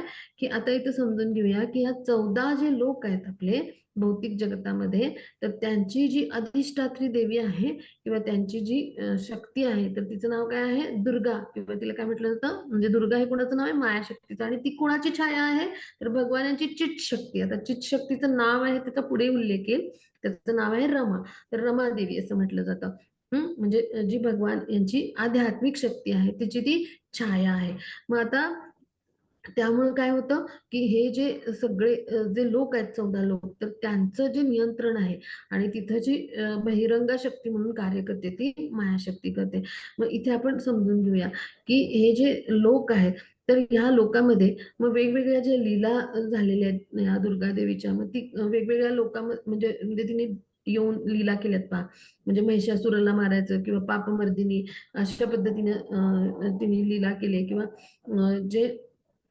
पार्वती माता आहे तर ती कोण आहे तर या दुर्गा देवीचंच रूप आहे म्हणजे कार्तिकेय आणि गणेशांची जी माता आहे तर ती म्हणजे कोण आहे तर ती पार्वती माता म्हणजे कोण आहे तर ही दुर्गा देवीचं स्वरूप आहे किंवा जड ऐश्वर्या रूपा लक्ष्मी म्हटलं जातं तिला, किंवा जड विद्या रूपा सरस्वती जी आहे, तर ती म्हणजे कोण आहे? ही दुर्गाच आहे. म्हणजे जड म्हणजे काय? या भौतिक जगतातल्या या भौतिक जगतामध्ये जी देवी म्हणून आपल्यासमोर म्हणजे जी प्रकट होते, किंवा भौतिक जगतामध्ये आपल्यासमोर जी सेवा देत असते, तर ती जड म्हणजे ऐश्वर्य रूपा लक्ष्मी किंवा जड विद्या रूपा अशी जी आहे, तर ती कोण आहे? दुर्गा. अधिष्ठात्री देवीचं नाव काय? दुर्गा. ती कोण आहे? छायाशक्ती आहे. कोणाची? चित शक्ती, म्हणजे भगवानांच्या आध्यात्मिक शक्तीची ती छायाशक्ती आहे. आध्यात्मिक शक्तीचं नाव आहे भगवानांच्या रमादेवी. मग अशा पद्धतीनं ही दुर्गा या नावाने ओळखली जाते. आणि मग ती काय करते? तर ती काय करते? तर ती फार मोठी कारागीर आहे. ती काय करते? तटस्थ शक्ती जी भगवानांची आहे, ते म्हणजे कोण? आपल्यासारखे जीव. मग त्यांची काय करते? तर ती दिशाभूल करते. म्हणजे अशा पद्धतीनं ती काय करत असते? तर आपल्याला दंड देण्यासाठी एक यंत्र, एक प्रकारे कर्माचं चक्र निर्माण करते, आणि ह्या दंडित जीवांना शुद्ध करण्याचा कार्यभार जो आहे तो गोविंदाने तिच्यावर सोपवलेला आहे. पहा, म्हणजे किती सुंदर वर्णन आहे पहा, आणि सगळ्यांना आता लक्षात आलं असेल. आता पुढे जाऊ आपण. क्षीरं यथा दधि विकार विशेष योगात् संजायते न हि ततः पृथगस्ति हेतुः यः शम्भुतामपि तथा समुपैति कार्यान् गोविन्दमादिपुरुषं तम् अहं भजामि. हरे कृष्ण. आता ह्याच्यातून आपण काय समजून घ्यायचं ह्या श्लोकातून? तर आता ह्या श्लोकाचा अर्थातून आपण असं समजून घेऊया, की जसं दूध आहे, तर दुधापासूनच काय बनतं? तर दही बनतं. मग तसं पण दुधापासून म्हणजे दही बनलं, तरी दह्याचं म्हणजे दही बनण्याचं कारण काय आहे? तर दूध आहे. म्हणजे दह्यामध्ये दुधाचा अंश दुधाचा अंश असतो. पण दही हे दूध नाही असू शकत. तसं आता इथं उदाहरण भगवान यांच्याविषयी स्वतः ब्रह्माजी देतात पहा. क्षीरम यथा दधी विकार विशेष योगात. क्षीरम म्हणजे दूध. दुधापासून दही जसं बनतं, हो की नाही? तर तसं इथे जे भगवान आहेत, तर त्यांनी संहार कार्यासाठी म्हणजे संहार म्हणजे काय? तर सगळ्या म्हणजे जे जे ब्रह्मांड निर्माण होतं, तर त्याचा प्रलय होऊन संहार करण्यासाठी, म्हणजे ते नष्ट करण्यासाठी जे ब्रह्मांड निर्माण होतं, त्यासाठीचं कार्य कुणाला दिलंय? तर शंभूला दिलंय. म्हणजे शंभूच्या रूपात त्यांनी काय केला? विस्तार केला. म्हणजे शंभूंची निर्मिती केली. म्हणजे शंभू जे रूप आहे भगवानांचं, म्हणजे आपण नंदीवर बसलेले जे शिव भगवान बघतो ना, ते शंभू रूप म्हणायचं. तर ते म्हणजे कोण आहेत? भगवानांची निर्मिती आहेत. अजून एक गुपित आहे, तर ते ब्रह्माजींनी उलगडलं पहा. तर म्हणजे मग ह्याच्यातून काय समजून घ्यायचं? दुधापासून दही बनलं, म्हणजे कृष्णांपासून शंभू बनले, म्हणजे भगवान यांचंच ते आध्यात्मिक स्वरूप आहे. शंभू म्हणजे त्यांच्यापासून बनलेला विस्तार आहे. पण शंभू हे कधी कृष्ण होऊ शकत नाही, हा फरक आहे त्यांच्यामध्ये. आणि असं जे शंभू रूप आहे, तर ते म्हणजे कशासाठी आहे? तर संहारासाठी निर्माण झालेलं भगवान यांच्यापासून जे रूप आहे, तर ते शंभू रूप आहे. म्हणजे भगवान शंभू हे यांची निर्मिती कशा पद्धतीने भगवान यांनी केली, हे आपण समजून घेतलं. भगवान जे नेत्र कटाक्ष टाकतात, कर्णोदक्षय विष्णू, तर त्याच्यातून जो तो नेत्र कटाक्षाचा जो किरण असतो ना, तर त्याच्यातून ती निर्मिती होते शंभूंची. आता पुढे जाऊ आपण. हा माताजी, पुढच्या. क्षीर दीपार्चिरे वहि दशान्तरमभ्युपेत्य दीपायते विवृत हेतु समान धर्मा यस्तादृगे वहि च विष्णुतया विभाति गोविन्दमादिपुरुषं तम् अहं भजामि. हरे हरे कृष्ण. हरे कृष्ण. खूप खूप धन्यवाद माताजी. आता इथे आपण समजून घेऊया, की एक म्हणजे जो दीप आहे, तर म्हणजे तो दुसऱ्या दीपकाने, म्हणजे अशा पद्धतीनं आपण प्रज्वलित करतो, आणि अशा पद्धतीनं असंख्य दीप प्रज्वलित करत जातात. अशी ती शृंखला आहे ना, म्हणजे एक दिवा दुसऱ्या दिव्याने लावतो, असे आपण असंख्य दीप लावतो. मग असे भगवान यांचे अनेक अवतार आहेत, की जे वेगवेगळी भगवानांची ती प्रकाश रूप आहेत.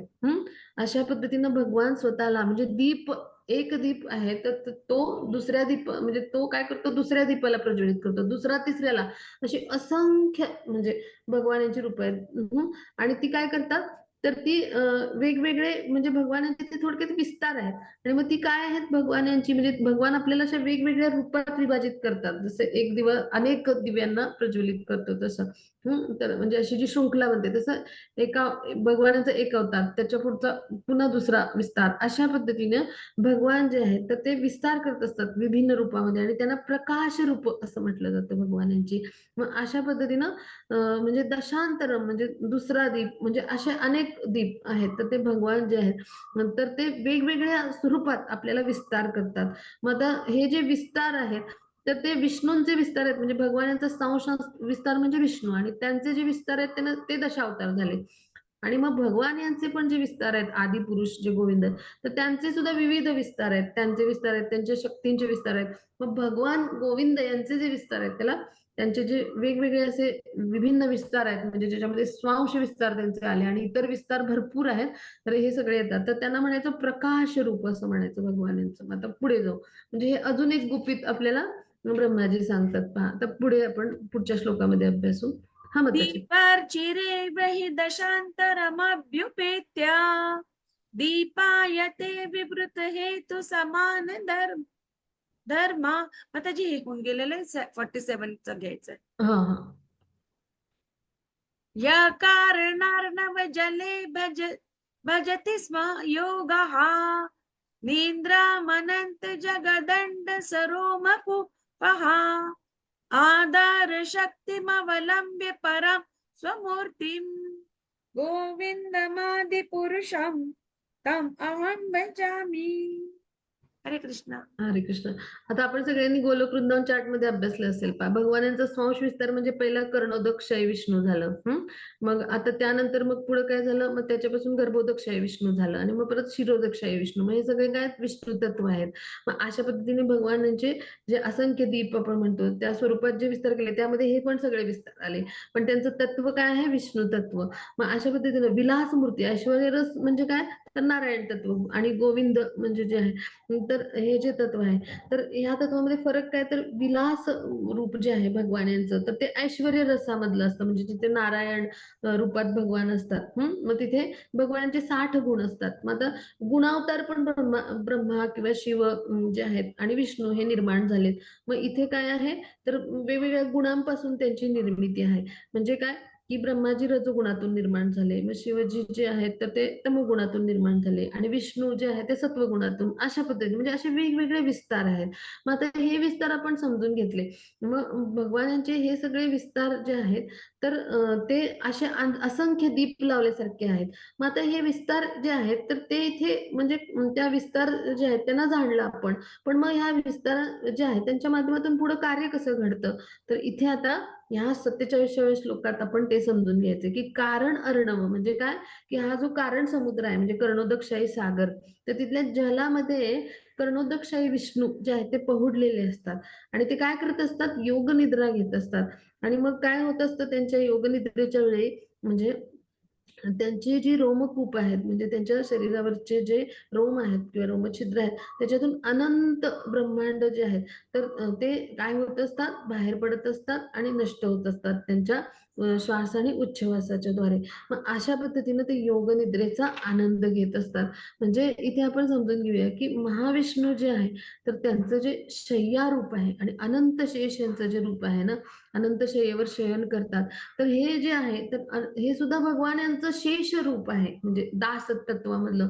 तर हे सुद्धा इथं म्हणजे हे सुद्धा रूप आपण इथं समजून घ्यायचा प्रयत्न करू. म्हणजे हे सगळे जे आहेत असे असंख्य म्हणजे जे दीप लावल्याप्रमाणे भगवानांचे असंख्य असे हे अवतार आहेत. म्हणजे भगवानांचे अवतार कसे कसे आहेत आणि कोणत्या स्तरापर्यंत अगदी शेषापर्यंत कसे आहेत हे आपण जाणलं. आता पुढे जाऊ आपण. 48वा श्लोक. यस्यैकनिश्वसित कालमथावलम्ब्य जीवन्ति लोमविलजा जगदण्डनाथः विष्णुर्महान् स इह यस्य कला विशेषो गोविन्दमादिपुरुषं तम अहं भजामि. हरे कृष्ण. हरे कृष्ण. आता इथे मग ते कसं कार्य घडतं म्हणजे ही ब्रह्मांड आहेत तर त्यांचं प्राकट्य आणि त्यांचं संहार कसा घडतो, तर इथे पुन्हा ती कृती आहे ती ब्रह्माजींनी वर्णन केली आहे. म्हणजे इथे विष्णू तत्वाचं जे महान ऐश्वर्य आहे तर ते कसं आहे, कसं प्रकट होतं, तर महाविष्णूची जी रोमछिद्र आहेत, शरीरावर जी छिद्र आहेत, तर तिथून काय होत असतं, तर अनेक भौतिक ब्रह्मांड जे आहेत ते निर्माण होत असतात. आपण गोलोक वृंदावनमध्ये पिवळी पिवळी जी ब्रह्मांड पाहिले असतील, कोणाला आठवत असेल चित्र तर. आणि त्यांनी काय केलं जातं, म्हणजे त्यांनी जो श्वास आहे तर ते जेव्हा आत घेतात तर त्यावेळेला काय होतं, की ती ब्रह्मांड निर्माण होतात आणि ज्यावेळेला ते उच्छ्वास घेतात, म्हणजे श्वास बाहेर सोडतात, तर त्यावेळेला ती नष्ट होतात. तर अशा पद्धतीनं जे आहे तर ते कार्य त्यांचं होत असतं. आणि हे सगळे काय आहे, तर महाविष्णूंच्या स्वरूपात, म्हणजे कर्णोदकशाही सागरामध्ये जे स्थित आहे, तर ते महाविष्णूंच्या स्वरूपात त्यांचं कार्य घडत असतं. आता पुढे जाऊ आपण. हा होता 49वा श्लोक वरून. येस. भास्वान् यथा श्मशकलेषु निजेषु तेजः श्रियं कियत् प्रकटयत्यपि तद्वदत्र ब्रह्माय एष जगदण्डविधान कर्ता गोविन्दमादिपुरुषं तम् अहं भजामि. हा, हरे कृष्ण. आता इथे या श्लोकाचा अर्थ आपण समजून घेऊया, की सूर्य ज्याप्रमाणे वेगवेगळ्या म्हणजे माध्यमातून, म्हणजे आपलं जे म्हणजे इथे सूर्य जो आहे तर त्याचं जे तेज आहे तर त्याच्याविषयीचं वर्णन आहे. तर तो काय करत असतो, की म्हणजे सूर्यकांत नावाचा जो मणी आहे तर त्याच्यामध्ये म्हणजे सूर्याचं जे तेज आहे तर ते जसं सामावलेलं असतं, तर तशा पद्धतीने म्हणजे हे जे वेगवेगळे विभिन्न अंश आहेत म्हणजे भगवान यांचे. तर ज्यांना भगवान यांच्याकडूनच शक्ती प्रदान केली गेलेली असते. म्हणजे कोण? आता भगवान यांचे विभिन्न अंश म्हणजे भगवान यांचे दुय्यम विस्तार. आपण आलो आपल्यापासून ब्रह्माजींपर्यंत सगळे जे आहेत ते भगवान यांचे विभिन्न अंश आले. आतापर्यंत भगवानांचे आपण स्वांश विस्तारांचं वर्णन अभ्यासलं. तर हे जे विभिन्न अंश आहेत तर ह्यांना शक्ती कोणाकडून मिळते? भगवान यांच्याकडून. आणि मग भगवान यांच्याकडून शक्ती मिळालेला विभिन्न स्वरूप कोण आहेत? ब्रह्मा, की ज्यांना ही ब्रह्मांड निर्माण करण्याची शक्ती असते. आणि ते जे आहेत असे जे ब्रह्मा आहेत तेच स्तुती करतात भगवानांची. मग आता ब्रह्माजींनी स्वतःची निर्मिती ह्या श्लोकातून सांगितली. म्हणजे काय, की ब्रह्मा 2 प्रकारचे असतात. तर ते काय करतात, की काही कल्प जे असतात तिथं भगवत शक्तीचा आवेश एखाद्या जीवामध्ये असतो. ती भगवत शक्तीचा आवेश म्हणजे काय, ती शक्ती निर्माण करायची आणि त्यापासून म्हणजे सॉरी ती शक्ती जी आहे तर तिचा आवेशाद्वारे सृष्टी निर्माण करायची आणि त्या पद्धतीने ते जे आहे तर ते ब्रह्मांडामध्ये सगळ्या सृष्टीची निर्मिती करायची. मग हा जो जीवामध्ये आवेश बनतो त्या ब्रह्माच्या पदापर्यंत आल्यानंतरच त्या ब्रह्मांडाचा त्याला ब्रह्मा म्हणून त्या जीवाची जेव्हा तेवढी साधना होते, तप होते, तेव्हाच त्याला ब्रह्माजींचं पद मिळतं. आणि त्यामुळे काय होतं, मागच्या कल्पाचं ते स्मरण करतात आणि मग अशा पद्धतीनं ब्रह्माजी जे आहेत ते पुढच्या कल्पामध्ये म्हणजे ब्रह्मा जे आहेत तर ते निर्मिती करतात ब्रह्मांडाची. मग अशा पद्धतीनं ब्रह्माजी जे आहेत तर ते भगवान यांची एक श्रेष्ठतर निर्मिती म्हणजे आदिजीव म्हटले म्हणजे प्रथम पुत्र ब्रह्मा आहेत. आणि त्यांची निर्मिती कशी झाली? ब्रह्माजींची भगवानांच्या हिरण्यगर्भ नावाच्या शक्तीतून निर्मिती झाली. आणि म्हणून ते प्रत्यक्ष भगवान नाही आहेत, पण भगवान यांची शक्ती त्यांच्यामध्ये आहे. आणि ब्रह्मा जे आहेत तर त्यांची तुलना जी आहे तर ते शंभू जे आहे तर त्या म्हणजे त्यांच्याशी केल्यास ब्रह्माजींकडं म्हणजे त्यांच्या इतकीच शक्ती किंवा त्यांच्यापेक्षा अधिक शक्ती म्हणू आपण. म्हणजे निर्मिती जी आहे तर त्याची शक्ती जी आहे म्हणजे सृष्टीच्या निर्मितीची ती अधिक शक्ती ब्रह्माजींकडे आहे शिवजींपेक्षा. आणि त्यामुळं शिवजींपेक्षा ब्रह्माजींमध्ये भगवत्ता म्हणजे ईश्वरी तत्व जे आहे तर ते जास्त प्रमाणात असतं. असं म्हटलंय सृजन कार्यासंबंधितलं.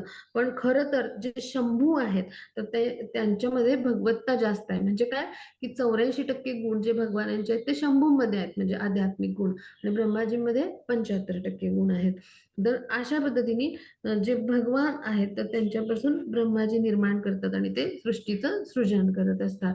मग आता दुसरे ब्रह्माजी कोण आहेत, की जे अशा पद्धतीनं एखाद्या कल्पाच्या वेळेला निर्माण होतात आणि त्यांच्यामध्ये तो आवेश असतो. मग असे जे ब्रह्माजी असतात तर ते जे आहेत तर त्यांच्यामध्ये ह्या सगळ्या कल्पांचं स्मरण करून हे सगळी सृष्टी, जीव निर्माण करण्याची जी सगळी शक्ती आहे भगवानांची ती सामावलेली असते. आणि भगवानांची निज शक्ती म्हणजे त्यांची स्वयंची शक्ती जी आहे भगवानांची म्हणजे सृजन शक्ती आहे तीच त्यांना ब्रह्माजींना त्यांनी प्रदान केलेली असते. आणि मग असे जे ब्रह्माजी आहेत ते निर्मितीचं कार्य करतात. मग निर्मितीचं कार्य करणारा गुण कोणता?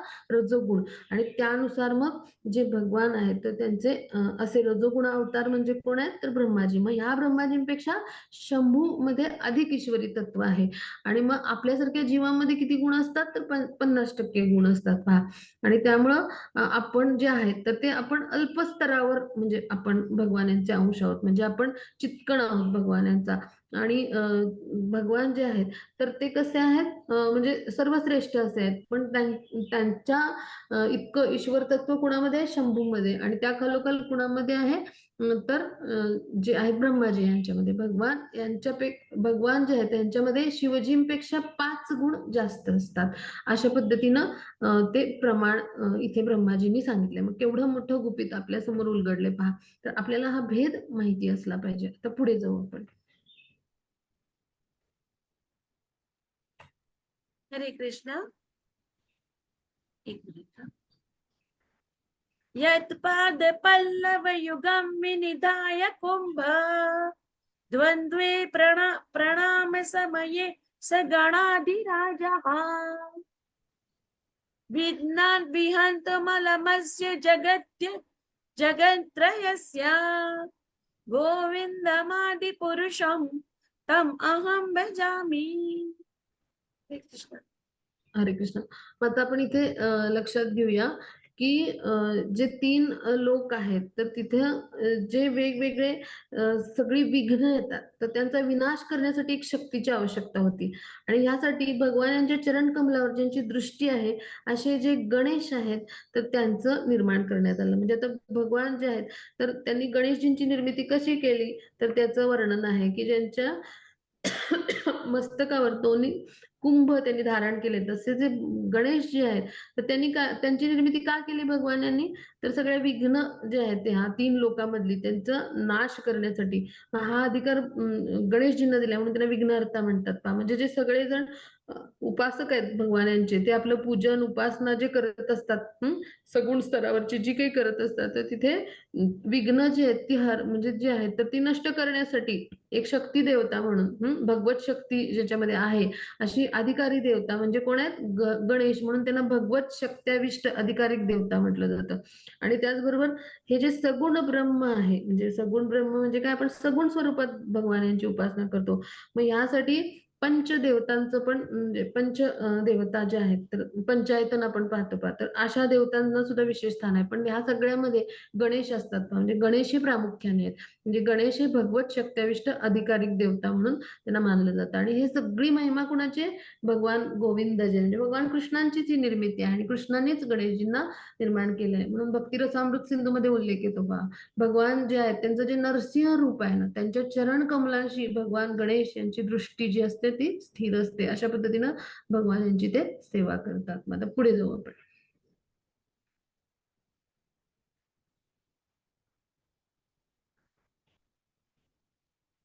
अग्निर्मयी गगनमम्बुमरुद्दिशश्च कालस्तथात्ममनसीति जगत्त्रयाणि यस्मात् भवन्ति विभवन्ति विशन्ति यं च गोविन्दमादिपुरुषं तम् अहं भजामि.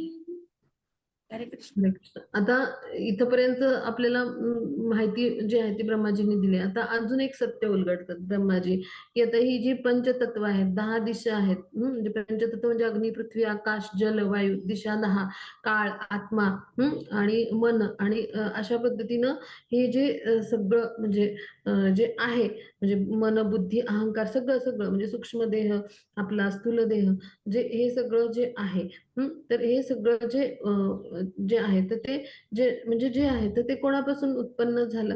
तर हे जे सगळं आहे तर ह्याची निर्मिती जी आहे तर ज्यांच्यापासून उत्पन्न झालं तर ते म्हणजे काय आहे? म्हणजे ते जे तत्व आहे, तर ती जी तत्व आहेत म्हणजे ही सगळी एकूण 9 तत्व आहेत. तर ते जे उत्पन्न होत असतात 9 तत्व, तर ही सुद्धा भगवान यांचीच कृपा असते पहा. मग अशा पद्धतीनं भगवान जे आहेत, तर ह्या सगळ्या तत्वांची निर्मिती करतात आणि मग ही जी तत्व आहेत, तर ती निर्माण जेव्हा होतात भगवान यांच्याकडून, तर ह्यांच्या माध्यमातूनच ही सगळी सूक्ष्म आणि स्थूल शरीर आहे, तर त्याची निर्मिती होते आणि त्या माध्यमातून जीव जो आहे, तर तो ह्या एकूण म्हणजे ही सांख्यशास्त्रानुसार वर्णन केलं, तर आत्मा आणि प्रकृती ही 2 तत्व आहेत आणि मग ह्या 2 तत्वांमध्ये जो आत्मा आहे, तर हा पुन्हा म्हणजे जे 26 तत्व आहेत, म्हणजे एकूण 26 घटक आहेत.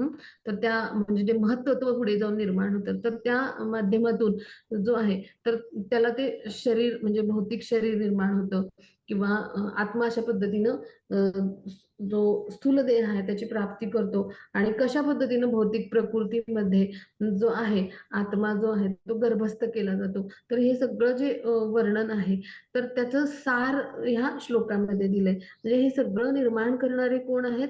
हे नवतत्व निर्माण करणारे, तर हे सगळे भगवान आहेत आणि त्याचबरोबर ह्या ह्या ज्या दिशा आहेत आणि हा काळ, आता काळ हा सुद्धा भगवानानेच निर्माण केलाय. आणि आपला आत्मा म्हणजे सुद्धा भगवान यांचं रूप आहे. मन म्हणजे सुद्धा भगवान यांचं रूप आहे. आणि मग म्हणजे हे सगळ्यांना आपल्यासारखे जे शुष्क लोक आहेत, जे ज्ञानाच्या स्तरावर भगवान यांना शोधायचा प्रयत्न करतायत, तर त्यांना हे समजूच येत नाही, की हे सगळं भगवान यांचीच निर्मिती आहे. आणि हे म्हणजे असे जे जीवात्मे आहेत, की जे स्वतः म्हणजे आत्मा आहेत, भगवानाचा अंश आहेत, पण त्याला हे शेवटपर्यंत कळू येत नाही. यासाठी काय करायला लागेल? सांख्यशास्त्राच्या माध्यमातून आत्मा आणि प्रकृती यांचा पृथक अभ्यास त्यामध्ये मांडलाय आणि त्याद्वारे आपण भगवान ही कशा पद्धतीने निर्मिती करतात आणि मग भगवान गोविंद हे सगळ्या तत्वांचं उत्पत्ती, स्थिती आणि लय म्हणजे जन्म, स्थिती आणि विनाशाचे कसे स्रोत आहेत हे आपण अभ्यासू शकतो. यासाठी आपल्याला भागवतातला 3रा कॅन्टो अभ्यासायला लागेल. ह्याच्यामध्ये हे सगळं सखोल वर्णन आहे. तर आता फक्त आपण हा एवढाच भाग समजून घेऊया, की भगवानच या सर्वाचे कसे निर्माता आहेत आणि ते उत्पत्ती, स्थिती, लयाचं कारण असणारे पण कोण आहेत? भगवानच आहेत. हे याच्यातून आपण समजून घेतलं. आता पुढे जाऊ आपण.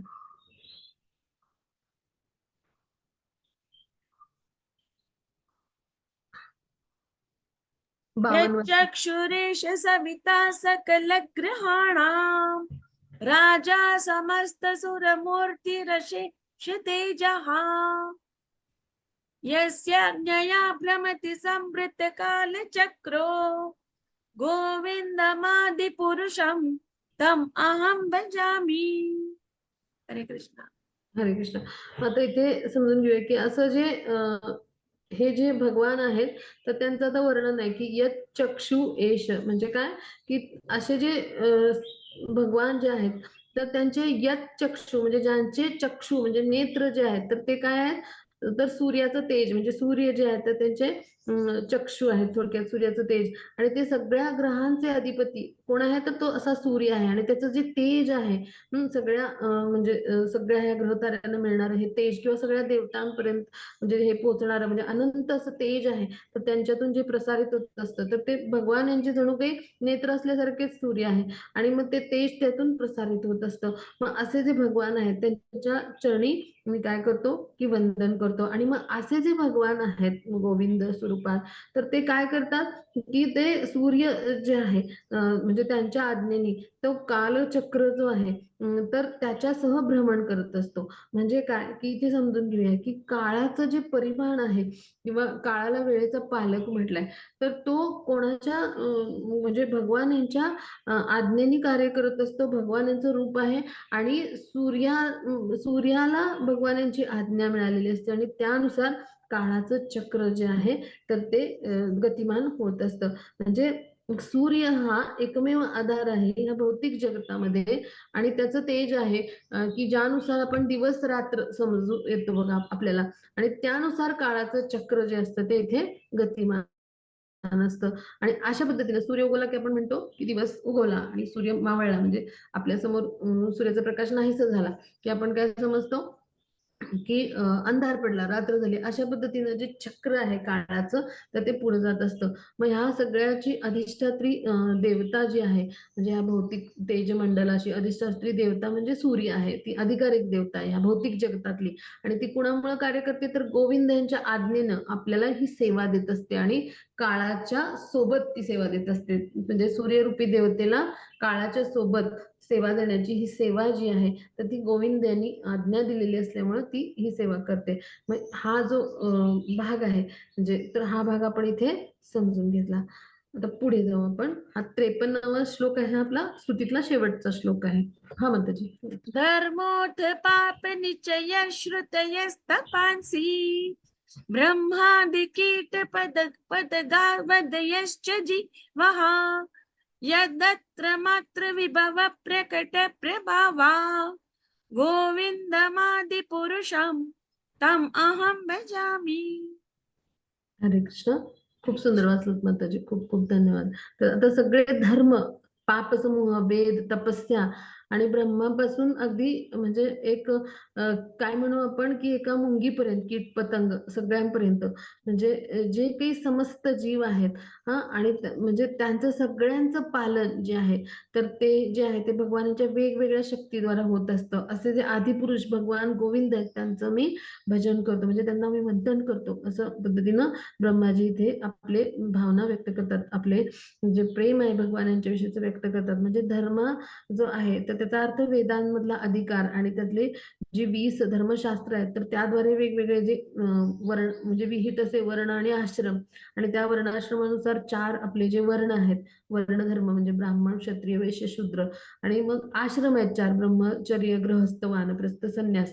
तर अशा पद्धतीनं ते वर्गीकरण आहे. आणि मग ह्या माध्यमातून संपूर्ण मानवजातीचं आचरण कसं करायला पाहिजे, तर ह्या पद्धतीनं त्यांना विभागण्यात आले त्यासाठी. आणि ही अत्यंत दोषरहित व्यवस्था भगवान यांनी निर्माण केली आहे. मग आता हे पापाचं घर आहे, म्हणजे इथे अविद्या आहे भौतिक जगतामध्ये, आणि मग इथे असंख्य पाप घडत असतात. मग अशा ठिकाणी म्हणजे वेगवेगळे वेद आहेत, म्हणजे ऋक्, साम, यजुर आणि अथर्व, ह्या वेदांच्या माध्यमातून आणि त्याचबरोबर उपनिषद ह्या माध्यमातून इथे भगवान यांची आराधना कशी करायची, साधना कशी करायची, म्हणजे सगळी साधनं आत्म्यासाठी इथं उपलब्ध करून देण्यात आलेली आहेत.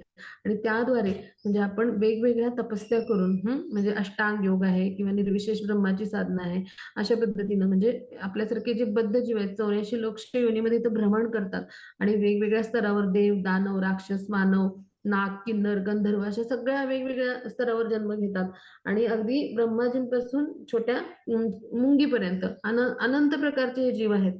आणि हे सगळे जीव बद्ध जीव आहेत आणि काळाच्या चक्राच्या माध्यमातून ते भ्रमण करत असतात वेगवेगळ्या योनीतून, शरीरातून.